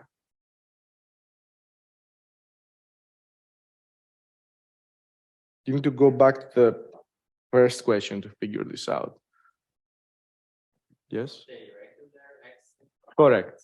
Correct. The irregular accessed one, we know that it will incur many buffer conflicts, even if it's on its own inside the bank. So what we would like ideally is to access it with much lower latency. So what we would do, let's say that this is the processor, right? The core, let's say, and we have these two channels, and here we have RL DRAM, and here we have N DRAM. So here we would place the rank, as correctly mentioned. We would send the request, we would have a benefit from a lower latency, and in the other 4 banks, we would place each one of the other four data structures of the application, which is, okay, this is an easier, let's say, qualitative question. Does anyone have any questions on that? So the first type of like the 5.1 is like about true false questions, and the answers are already given, but I would like to discuss why some of the answers are wrong. So the first one is data is written to a PCM by injecting current to change the magnetic polarity of the phase change material. So it's true that we inject current to change the phase change material, but we change the like the optical reflexivity instead of the magnetic polarity, and then STT MRAM chain like is used to is the technology that is like working by changing the magnetic polarity. So this one is false. The second one is PCM can be denser than DRAM, while DRAM is faster and more durable than PCM. Hence, there's an opportunity to benefit from both DRAM and PCM by building a hybrid DRAM PCM memory systems, which is true. I think like there was some papers explained in the lecture for that one. The third one is multi-level cell NVM has lower latency and energy consumption than single level NVM. And then in this one, both are actually wrong. It requires both higher latency and higher energy consumption for that.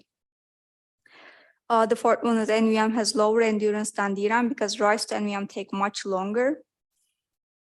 So this is false, but it's also again partially correct because NVM has lower endurance, but the reason is not because writes take much longer, but when you're writing, you just apply very high temperature, so you destroy the cell structure a bit.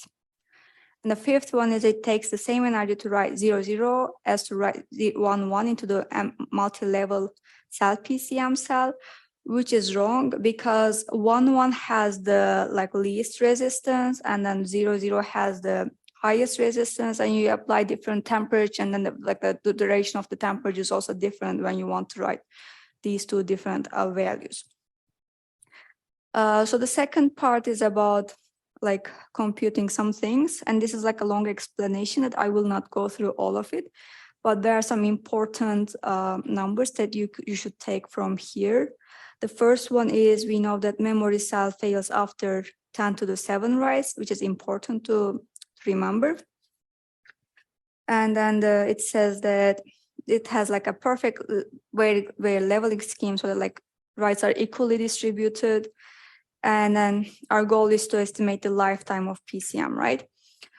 So what it says is that the student estimated already, and then the lifetime is around 3 years. So it says 3 things about like how the instructions are executed. The first thing is that processor is in order, there's no memory level parallelism, and there's like write requests are fully serialized, meaning that all operations are fully serialized basically. And then it says like the total latency of a write is like sending memory request from processor to memory controller to PCM, and also a write part of the PCM, which is here. So we have like the total latency of one write is going to be the summation of these 3 numbers. And then it says like the read or write granularity is like 64 bytes. Oops. And then the last thing is that it adopts a quad level technique.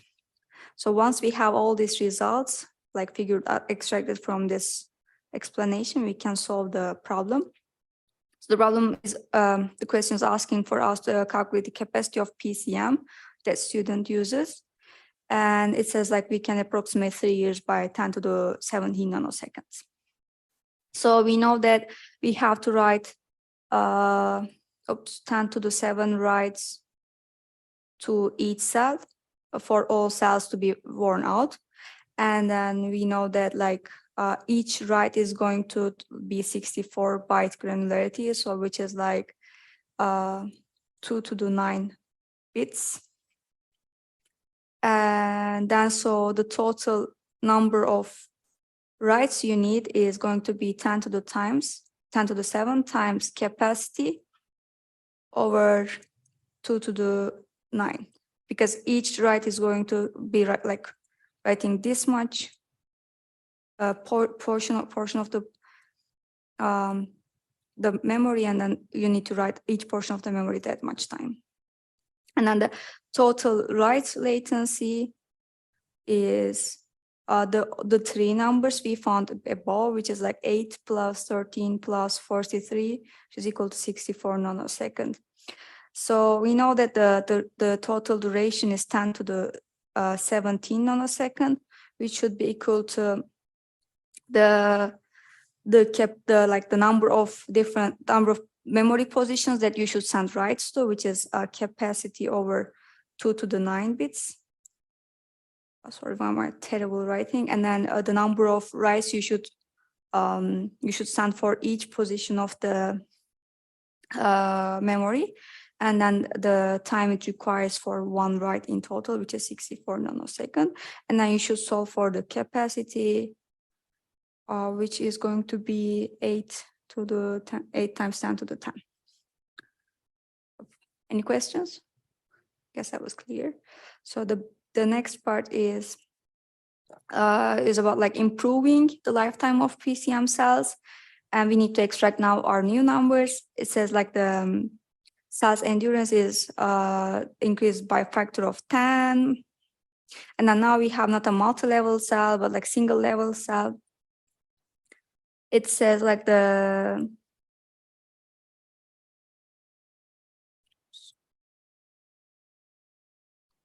lifetime is increased by 2x, and then now the capacity of PCM in like not single level cell mode but quad level cell mode is 8 gigabytes.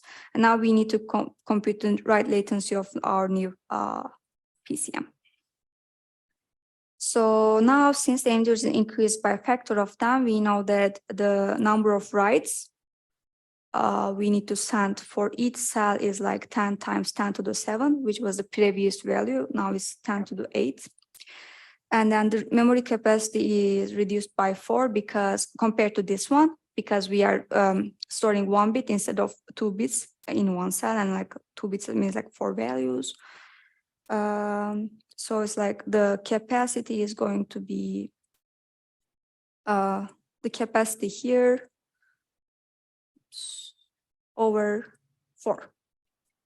And then the required number of writes is going to be this times 1 over 2 to the 9 as we calculated above because of the 64 byte granularity of the writes.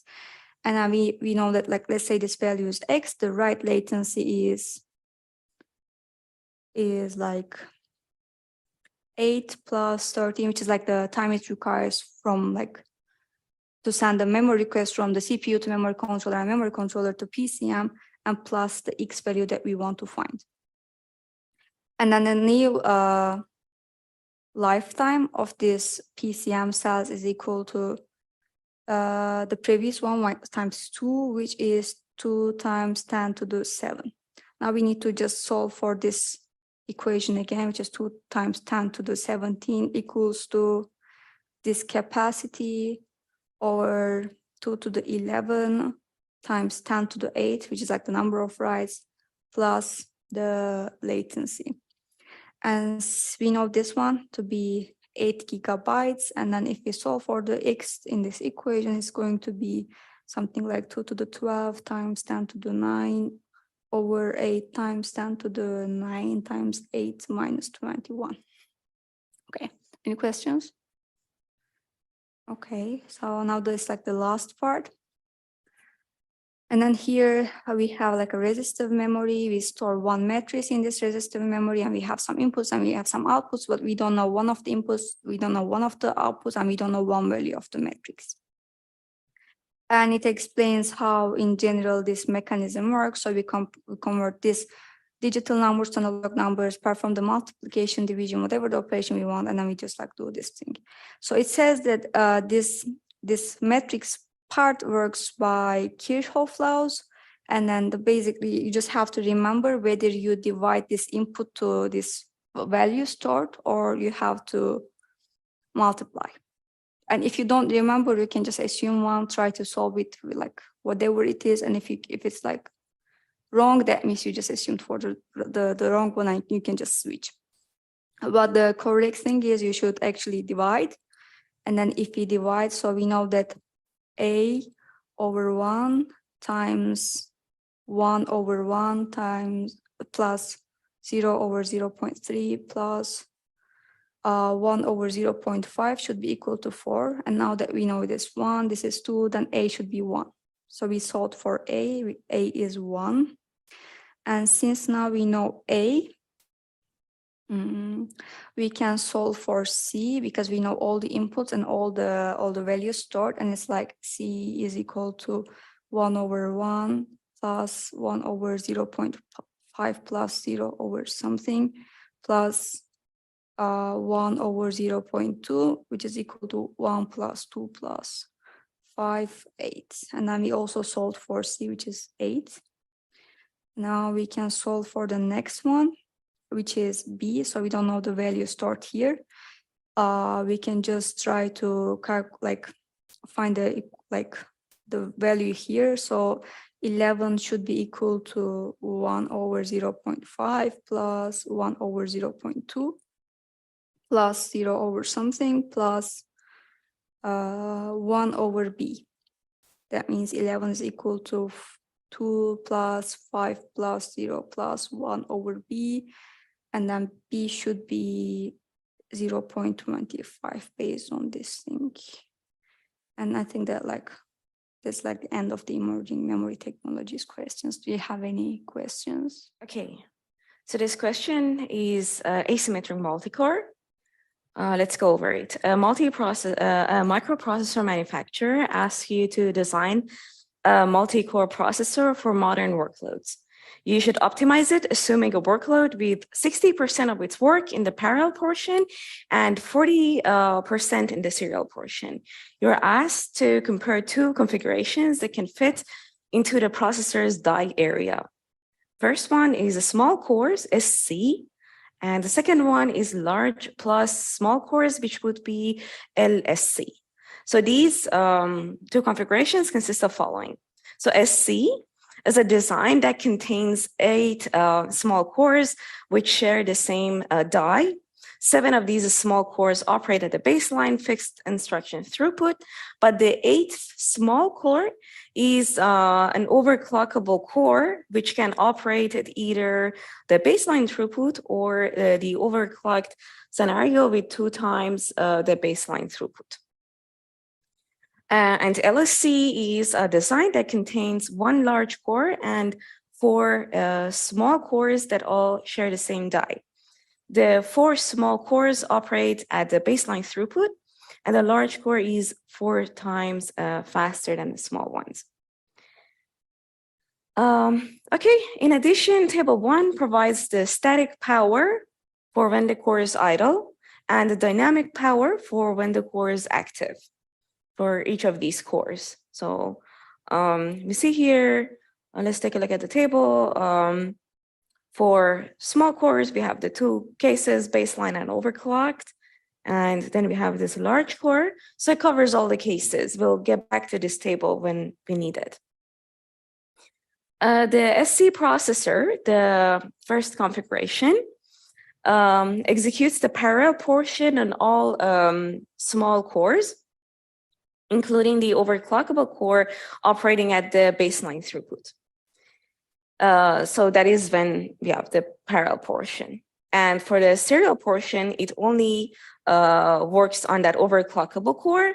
But then based on the power budget we have, we can decide, should it be baseline config of it or the overclocked config of it.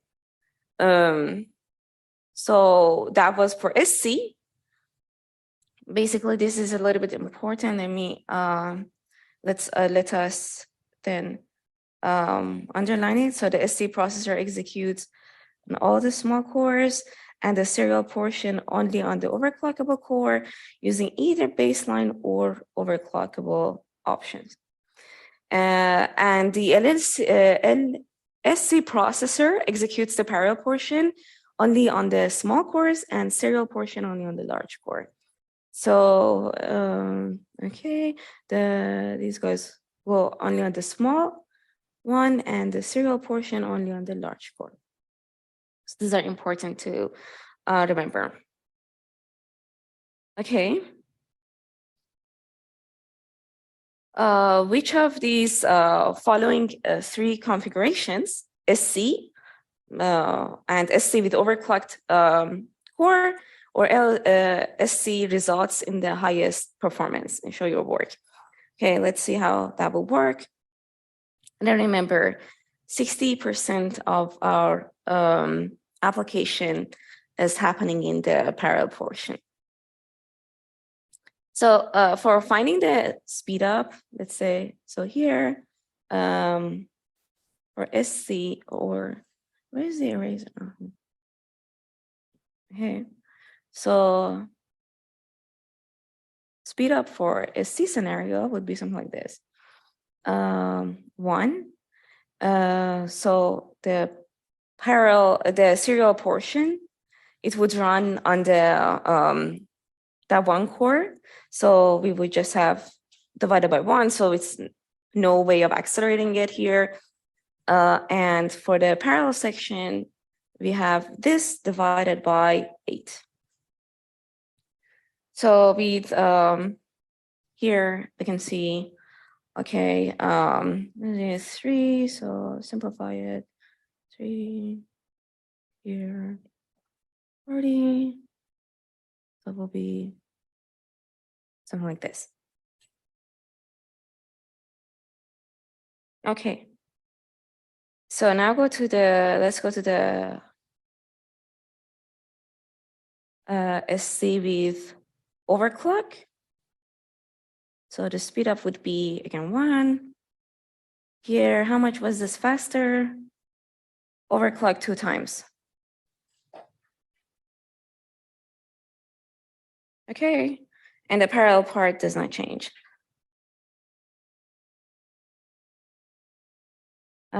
Okay, we want to do simplification here. Maybe, or I can cheat alternatively. Here. And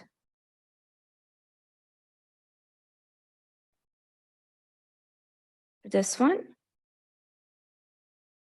So here we have that big core that was 4 times faster. So now everything's going to be fast in this case. But for here, we only have this 4 cores. And if we do calculations, so this would be kind of like 1 here will be 4. But then since we want to compare to other things, instead of writing 4, we can write this. So we would see that this one is having the best performance because it's having the highest speed up. This config. Okay, now let's go see what happens next. So we did some analysis for performance. Now I want to do some analysis for the energy consumption because it should be also a metric of reference in your design. Which of the 3 design configurations, SC with overclock core or LSC, result in the lowest energy consumption? Show your work. So here we have the power values. So we need to see how much of the time is spent in whatever configuration. So we would multiply the time by power to have some analysis of energy in that case. Let's go remember some things. So here, when the small cores are idle, they have this much static power. When they're active, this value. So maybe I can have the paper version of it here in front of me so that because an iPad is a little bit difficult to switch the pages in this case, but remember somehow these values. Okay. So when we want to find the total energy, we need to find the energy spent on the serial portion and energy spent on the parallel portion. So we know the ratio of time spent on the serial portion and the parallel portion in these parts, right? For example, here, 0.6 divided by 8, let's say, could be the parallel part, whereas relatively 0.4 could be the serial part. So if you have the paper, you can like flip it easily and check it and quickly do the calculations in this case. So let's find energy consumption for the serial case. Okay, sorry, for the SC case. When we are doing the serial portion of that application, we have that core, the normal core, which is in this baseline config, using 1. Here, that's the power. But the 7 other cores, they are idle, right? So then we would have this case. So how much of the time was spent on the serial part? 0.4. So I do this one a little bit like in more detail than other ones would be a lot more clear, right? And when we do the dynamic part, all the cores are active. So all 8 of them are going to use 1. And how much was the amount of time spent on this part? It was, let's say, 3 multiplied by 40, divided by 40, right? Basically this number.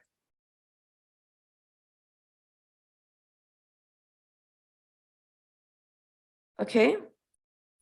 So let me quickly go for the SC overclockable scenario. So the overclockable one makes this part faster relatively, right? Because it's twice as fast.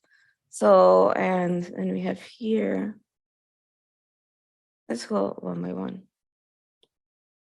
Okay, when it is, again, we have these things idle, and the power is 8. Okay. Now let's go. When this overclocked one is idle, it is no, sorry, because now it is acting just like a normal core for the parallel section. So we just do 8 multiplied by 1. And the ratio of time spent on the parallel section, again, is the same here as you see. Okay.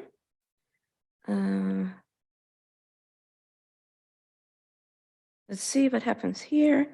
So in this part, we have this thing running, this bigger core, 4 plus, but we had 4 small cores in this case. So we have 4 multiplied by 5, 0.5, and this would be 1.10, sorry, 0.1. Okay. And here, this thing, when it is static 2 plus those 4 things being active, right? Those 4 cores use 1, and the time they take is this. It should be. Okay, so now in this phase, again, I cheat so that we go a little bit faster, but these calculations are very small, very easy, as you see, it's like really round numbers. So quickly we find these. Okay, which one is consuming smallest amount of energy? It would be this one relative to the other 2. Okay, now let's see.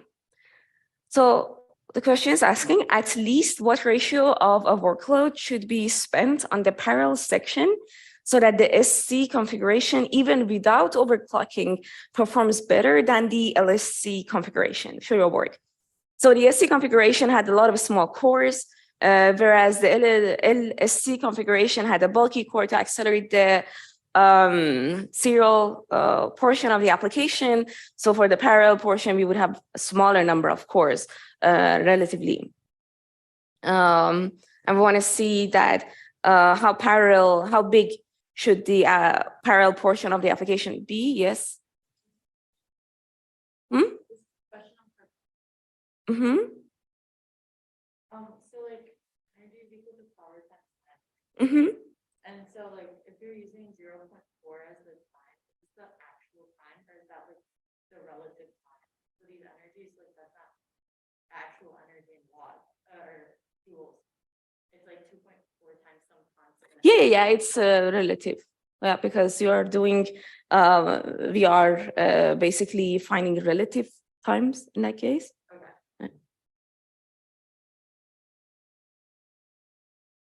Okay.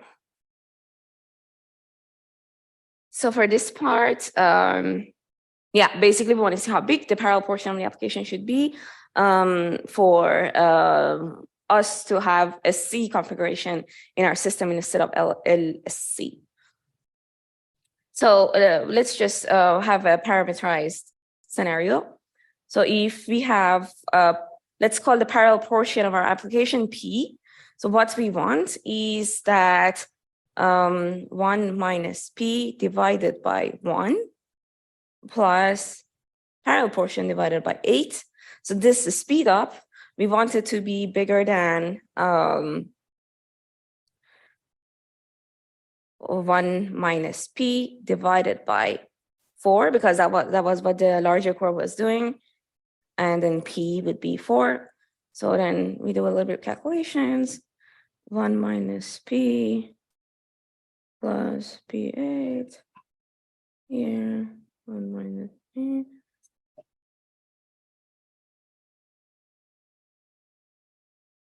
So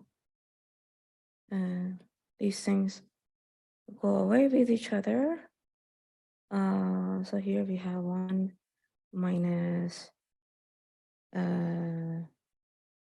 7/8 of P less than, am I being right? 1/4. Am I being correct? 8. Oh no. Here, so wait. Okay, I'm having elementary school issues right now, which we will resolve. So here we have, and let's multiply everywhere for 8. Okay, so these guys went away. We have here 2. We multiply these things by 8, so this is P. Okay, so let's bring 7P here and 6, right? Oh, I did it correctly. Right, so yeah, it's a stage fright. Otherwise, I would say I do these much faster. So, okay, in order to improve the performance of the LSC configuration, okay, we realized here that if our application is really parallel, the LSC configuration actually does not perform really well. Then we think, okay, let's improve its performance. What can we do? So in order to improve the performance of the LSC configuration, we come up with hardware design optimizations to improve the throughput of this large core. And we expect that these optimizations will increase the throughput of the large core by T times. So we improve this, and we want to see, okay, if the application is really parallel, let's say it has 90% of its work in the parallel section, can we actually have LSC configuration to outperform the SC configuration with overclocking? And if yes, how much should we speed up our core? Okay, then this is like very simple again. It just needs After this point, just some arithmetic, simple operations to be done. So how we want the speed up for SC with overclocking to be smaller than the speed up of LSC configuration, right? Here, then that means we would have 1. So here we have 1/10. 1/10 of it is 2 times here, divided by 8, correct? This should be smaller than 1. Okay, we had already 4 times it was faster. Then we multiply it by t plus 0.9. This part does not become faster. Then again, whoops, sorry. And again, we do some small things. Okay, it is, let's make everything 80.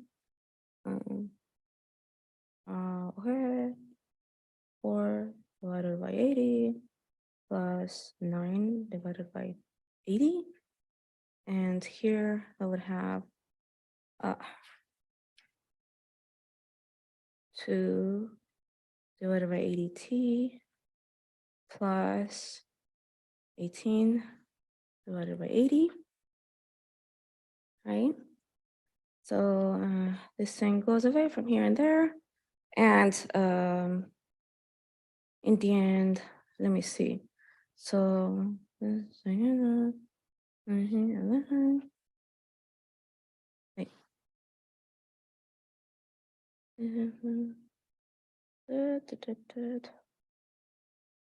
Somehow 13 should be more than 2t plus 18, right? Which means that 13. So wait, actually, we don't need to do some more. This just doesn't happen, right? It just wouldn't work for any positive value of t. So the question was, is it possible? No, it's not possible. Yeah.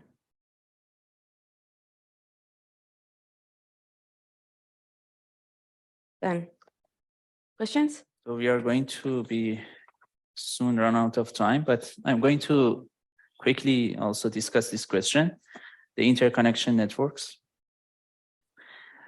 So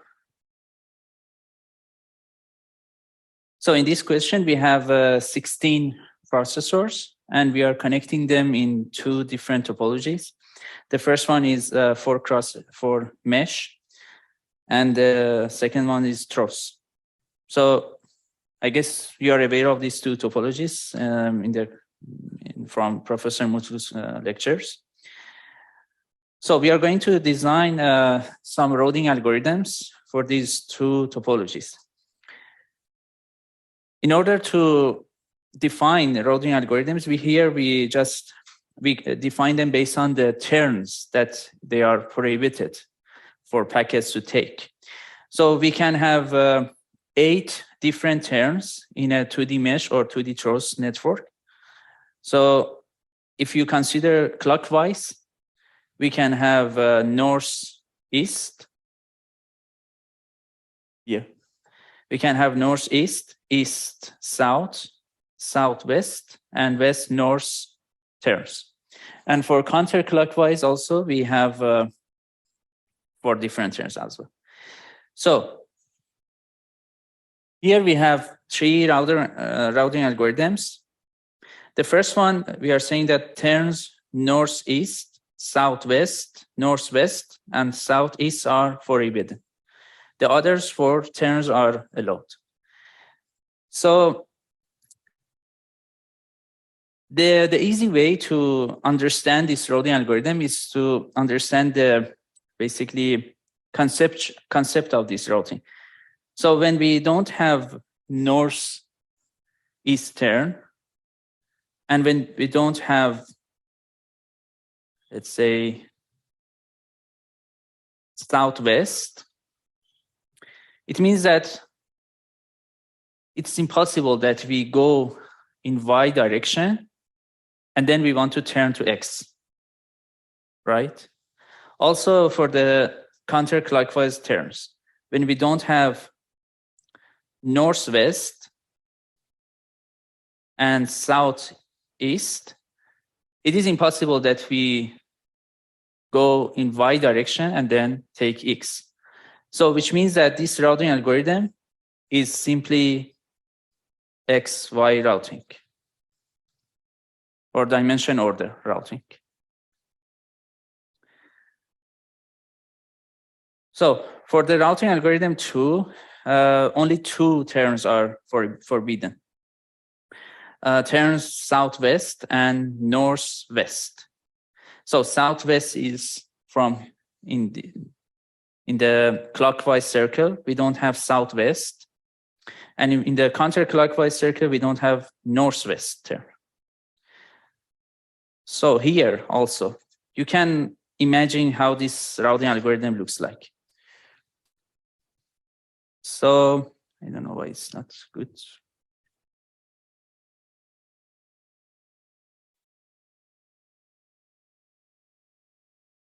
Okay. So when we don't have southwest and northwest, it means that it's impossible that we go south or west, sorry, south or north, and then we want to turn to west.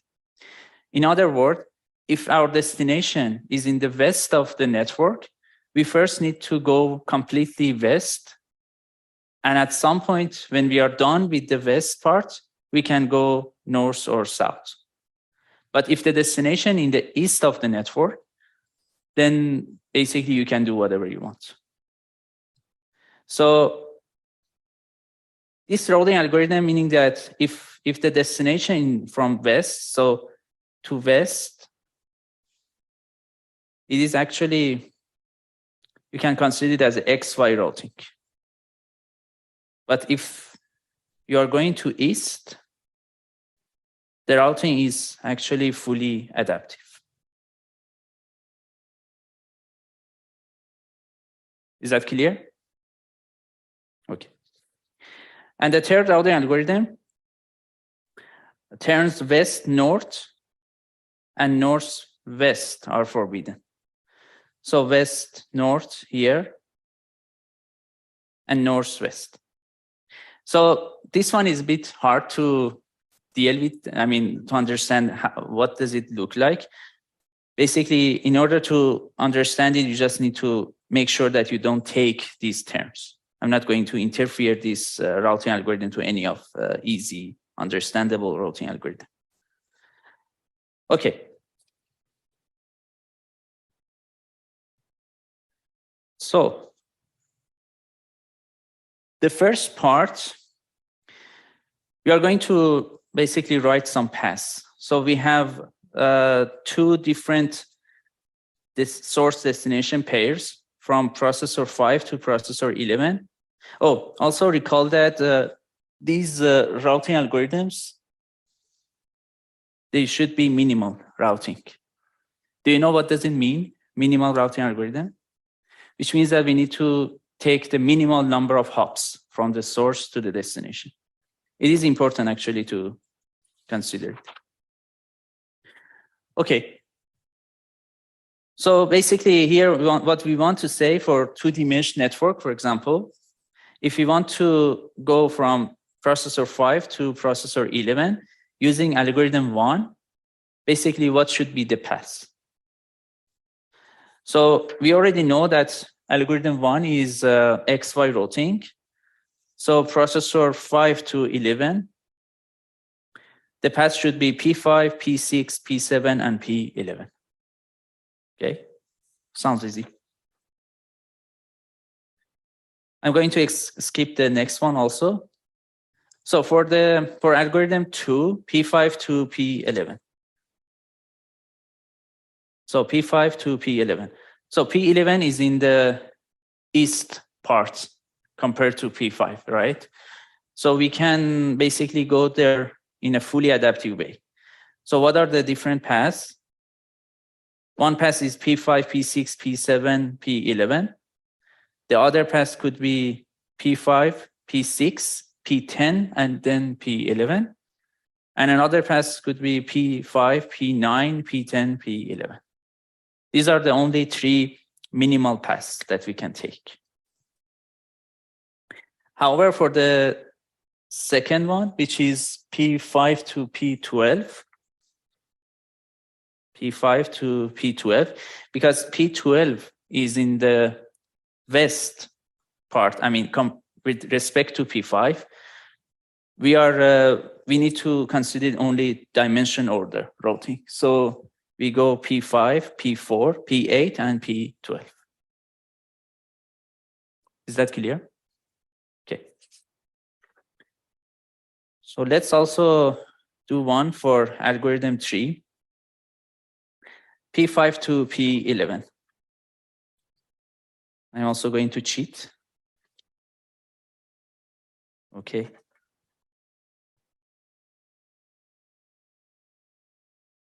Yeah. So P5 to P11, the only thing we need to be worried about is taking turns west-north and north-west. So since P5 to P11, we are actually going to the east part of the network, right? So it's completely fully adaptive. So the answer would be the same as the routing algorithm 2. However, from P5 to P12, which is the second part of this question, since we are going to the west of the network, we may take west-north or north-west.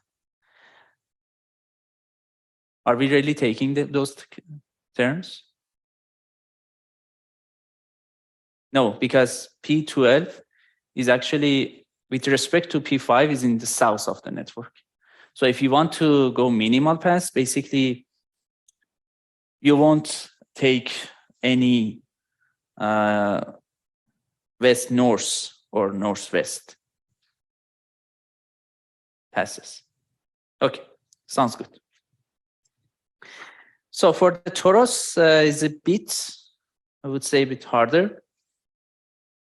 So for the first one, P5 to P11, we can, again, we can have this P5, P6, P7, and P11 again. But there should be also another way. We can go this way. Basically P5, P4, and then take the wraparound link to P7, and then go south.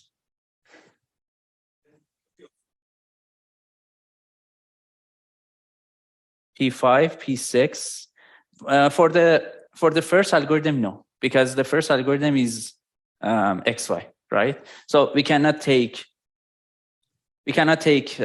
east-south turn, right? Because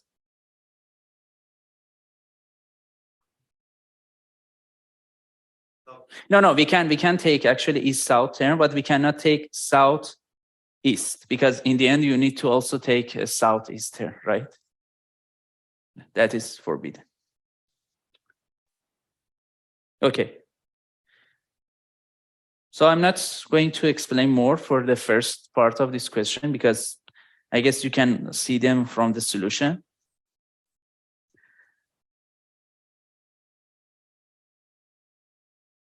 Yeah. I mean, the hardest part for this 2D throws, if I remember correctly, was this P5 to P11, that we have 6 different passes. So, and I remember that many students, they just wrote 2 or 3 passes or 4 passes, so they couldn't be comprehensive enough for this one. Okay.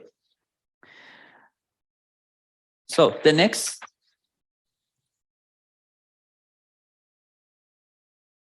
part of this question is about deadlock free. So I guess you're all aware of the deadlock. Basically, whenever you have some circular dependence in your network and packets cannot be proceed anymore, we are in deadlock position. So we are asking that basically for each topology and each routing algorithm, you need to prove that it is deadlock free or deadlock can happen. So if the algorithm is deadlock free, you need to prove it. Or if you are saying that this algorithm is not deadlock free, you just need to provide an example that deadlock can happen. So for the routing algorithm 1, we know that it is XY. From the course, also you know that XY is deadlock free. But if you want to basically prove that also, that would be easy. Let's take a look at this. So usually if you want to prove that an algorithm is deadlock free, we can use contradiction. So we consider that we have deadlock. If we have a deadlock, so it means that we have a circle. And that circle could be clockwise or counterclockwise, right? Consider that, I mean, without loss of generality, we can consider that circle is clockwise. So if the circle is clockwise, there should be the rightmost link, right? Not link, I mean, the rightmost edge of this circle. So if you have the rightmost edge, at some point, you should have some turn from west to south and south to east, because the rightmost edge, there should be some turn like this. Do you agree? So in algorithm 1, we don't have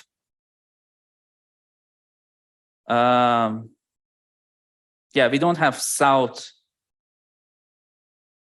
southwest, right? So southwest is forbidden, which means that we cannot have that rightmost edge in a clockwise orders. And for the counterclockwise order also is similar. You just need to consider the leftmost edge. Is that clear for you? Okay. Any?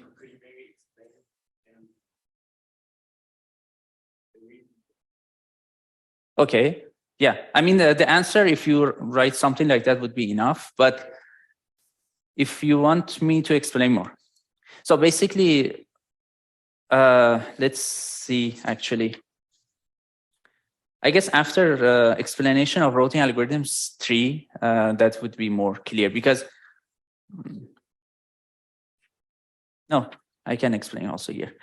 Okay, so whenever we have a deadlock, it means that there are some packets that they are waiting for each other. For example, P1, processor P1 is sending packet to P3.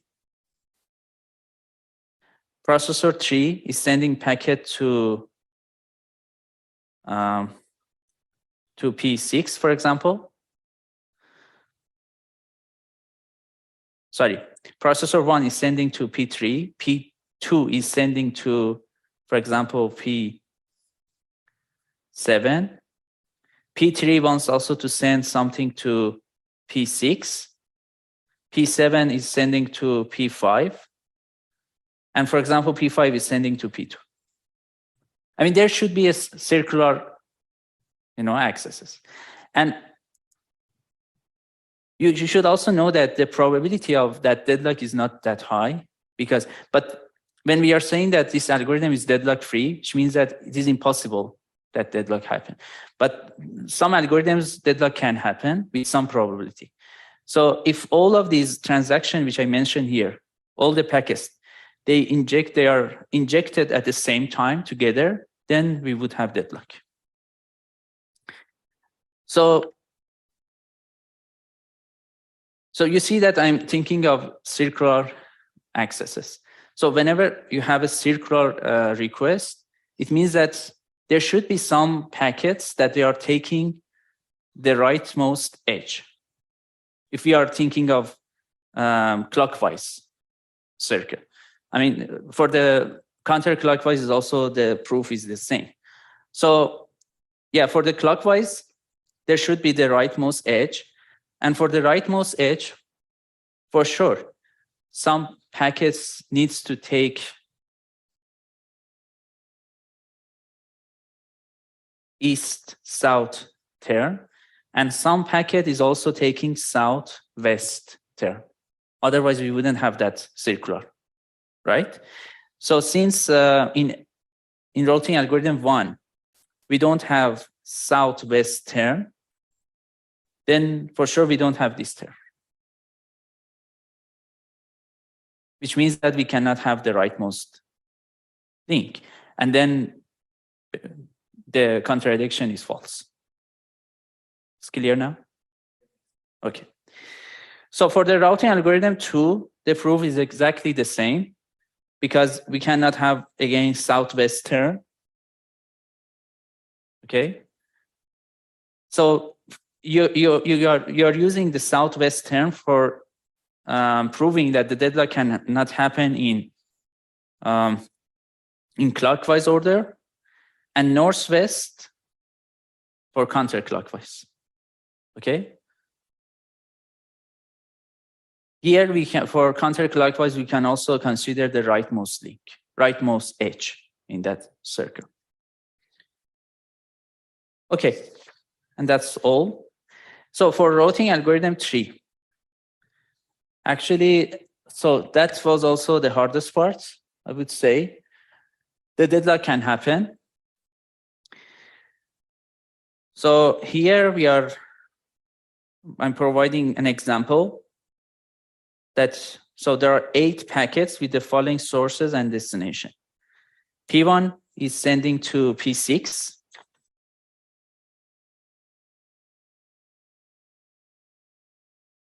Cannot show them together. So P1 is sending to P6. Yeah, P1 to P6. P2 to P5. Basically, I'm considering how many hops between them, like 3 hops, right? So P1 wants to send to P6, P2 to P5, P5 to P8. I mean, the circle of this, let me explain it a bit differently because it's a bit hard. Now I understand why this question was hard, actually. Okay, no, I'm just kidding. So for the routing algorithm 3, turns west-north and north-west are forbidden. So if you pay attention to the proof that I provide just before, I was thinking of rightmost link, rightmost edge, and to not happen. So here, since we can have actually in the counterclockwise, in the clockwise, we can have the rightmost edge, right? Because both east-south and southwest are allowed. So we can have that. But for the counterclockwise, west-north is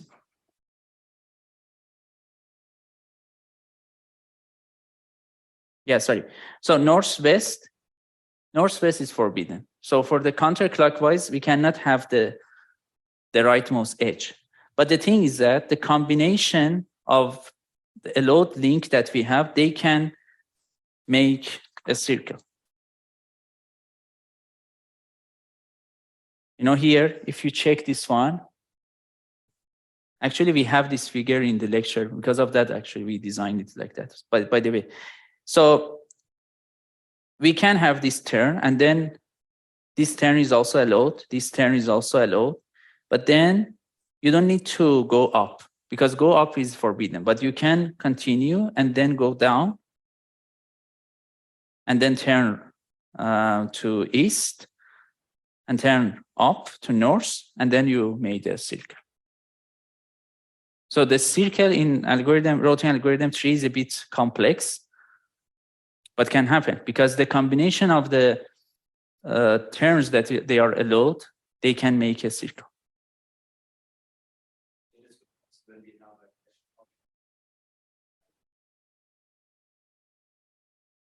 Yeah, because we had that picture in the lecture, because otherwise, I mean, yeah, yes, I agree. But yeah, anyway, I mean, this semester interconnect question would be much easier. Yeah, don't worry about that. Okay. Sure.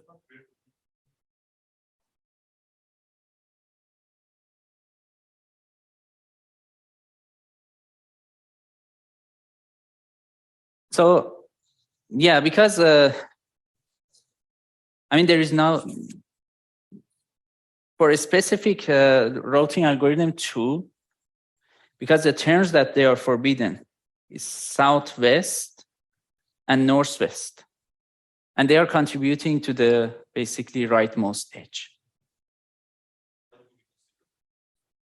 No, because, no, I'm considering that because I want to make a proof, right? I'm saying that if we have a circle, I mean, that's the hint, right? From the terms that they are forbidden. So since here, southwest and northwest are forbidden, I can see that they are in the rightmost part. But for example, for XY, because northeast and southeast are also forbidden, you can prove with the leftmost edge. Okay. So, so the answer for Trost network is actually very easy because all of them has deadlock. So in Trost network, we have topology has a circle, right? So if we have only use also XY routing, consider that in this example, let me actually find the,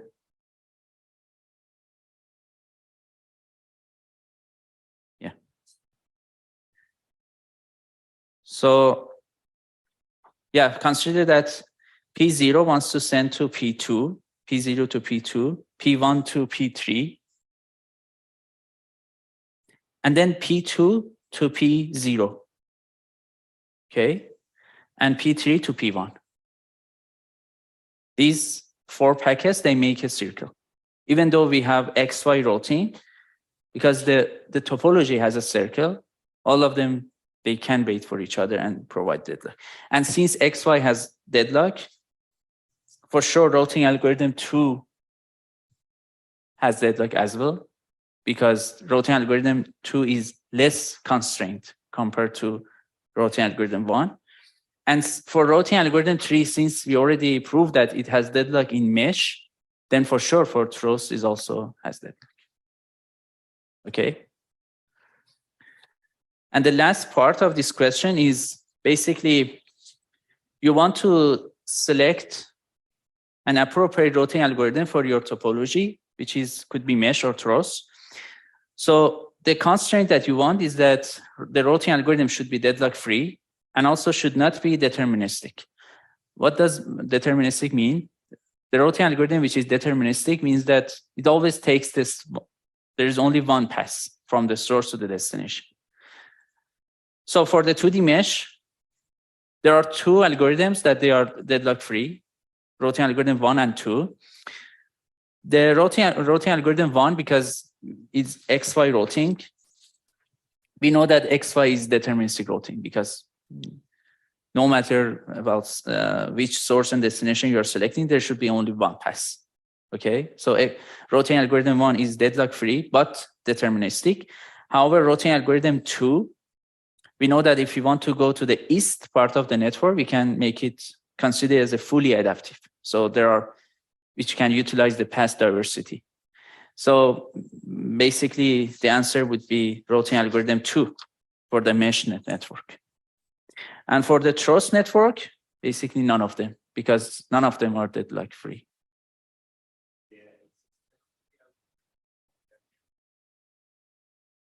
For throws, yes. Basically, I guess in Professor Mutlu's lecture, you learned that one of the job for virtual channels is to also avoid deadlock. So we can add virtual channels to the topology, to the network, and break the deadlock cycle. The other way is that make it more constrained. So for these three algorithms that I mentioned, the constraints are not enough to avoid deadlock. But if there are some actually risk papers in the past that they show that if we add more constraint to Toros, I mean, to the routing algorithm, which is for Toros, we can make it also deadlock free. But you don't need to, I mean, know them basically. If you are interested, you can send me an email and I will share with you some material. Yeah. Okay, that's all. But yeah, for sure, this semester interconnect question would be easier. So don't worry much about this one. Okay, thanks a lot. I think we are done. Yeah, and wish you all the best for the exam next Thursday. Okay, we can go to the prefetching question, which is the bonus. It's the last one. I mean, it doesn't matter that it's a bonus because you will get the points anyways if you solve it. So there's no point of.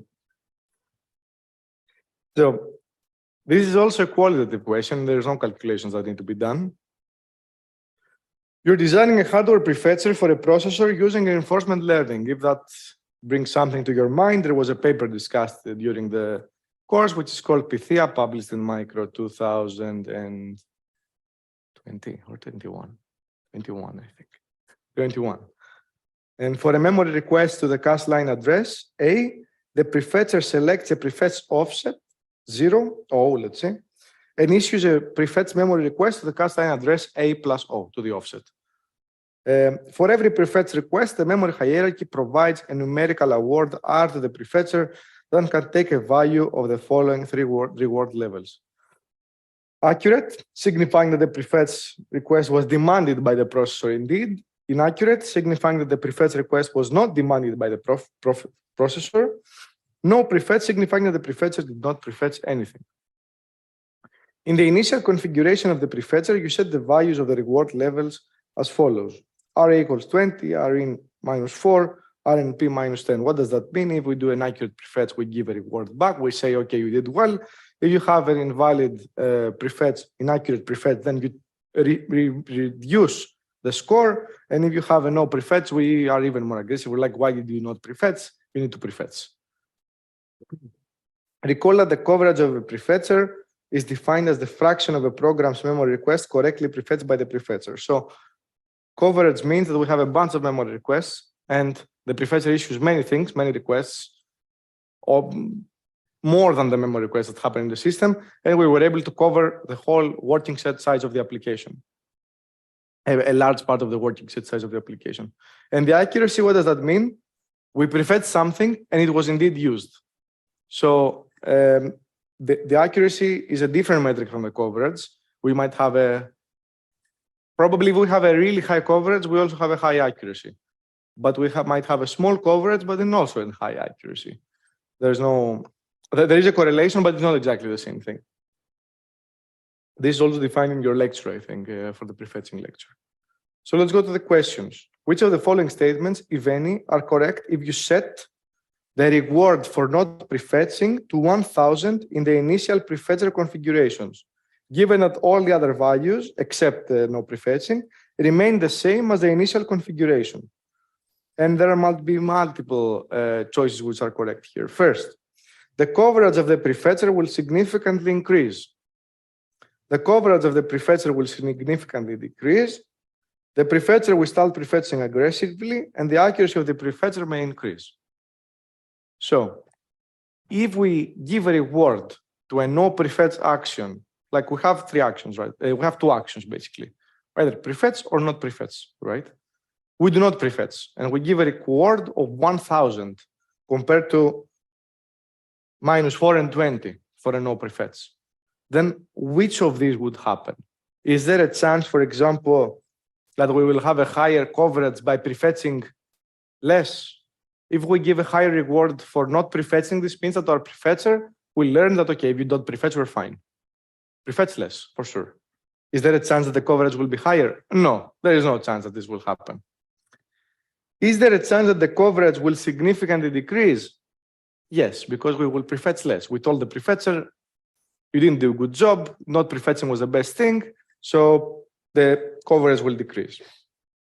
The prefetcher will start prefetching aggressively. That's not possible because we're giving a feedback to the prefetcher that we're telling the prefetcher, hey, don't prefetch, and that's really good. And the last one, the accuracy of the prefetcher may increase. This is something you cannot be sure about, but it may indeed increase because you will prefetch less and your coverage might be less, but the requests you might send might be more accurate, right? You're not sure about this. So it's B and D, the correct answers to these ones, because A and C are not possible. Does anyone have any questions on that? I guess it's quite simple, this one. Which of the following statements, if any, are correct? If you set the inaccurate prefetch to minus 500. So you have the inaccurate prefetch to minus 500, the no prefetch to minus 10, and the accurate prefetch to 20. Again, we need to do the same thing. So let's try to answer this here. So let's see.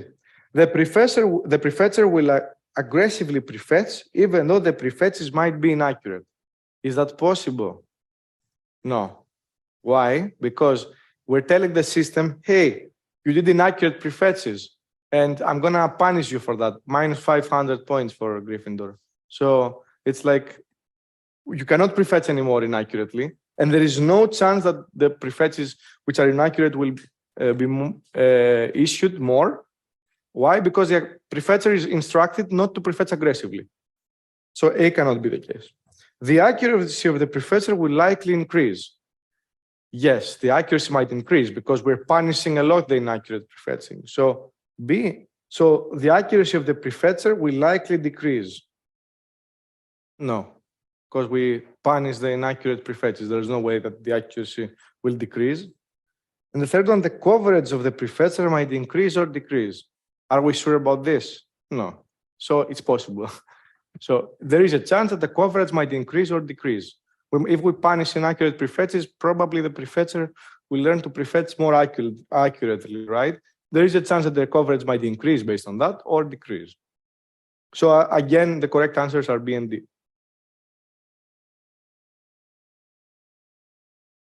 And the last question, you want to make the prefetcher system aware by incorporating into the decision-making process the type of power source used in the system. And you want to configure the prefetcher in the following way. The prefetcher should generate accurate prefetches whenever is possible, irrespective of whether the system is connected to an external power adapter or running on a battery. So if this is the case, which R value should be the highest? If we always want to be the most accurate possible, yes, which R value? Correct. So RA, which I cannot write on the right part, is the correct one and needs to be the highest of all because we always want super accurate prefetches, right? So if the system is connected to an external power adapter, the prefetcher should continue to prefetch even if the prefetch might be inaccurate. So if this is the case, which one should it be in the second branch here in the LSIV, where we have the external adapter? Which one should be higher, the no prefetch or the inaccurate prefetch? Correct. Why? Because even though we might be inaccurate, we will prefetch aggressively because we do not care about not prefetching. We want to prefetch as aggressively as possible. And if the system is running on battery, the prefetcher should prefer not to generate a prefetch request if the prefetch is likely to be inaccurate. So in this scenario, we do not want at all inaccurate prefetches. We want super accurate, as stated in the beginning. We want no prefetches, our next choice, and then we want the inaccurate ones, right? So the order would be here, it would be the accurate, then it would be the no prefetching, and then the inaccurate ones. Okay, sorry for not being able to write, but I think you understand the solutions. And if someone has a question, we can discuss it later and I can show you the full answer if you want. Okay. Okay, thanks a lot, Konstantinos. I think we can have a Let's have a break to fix the. yes, 10 principle. minutes break.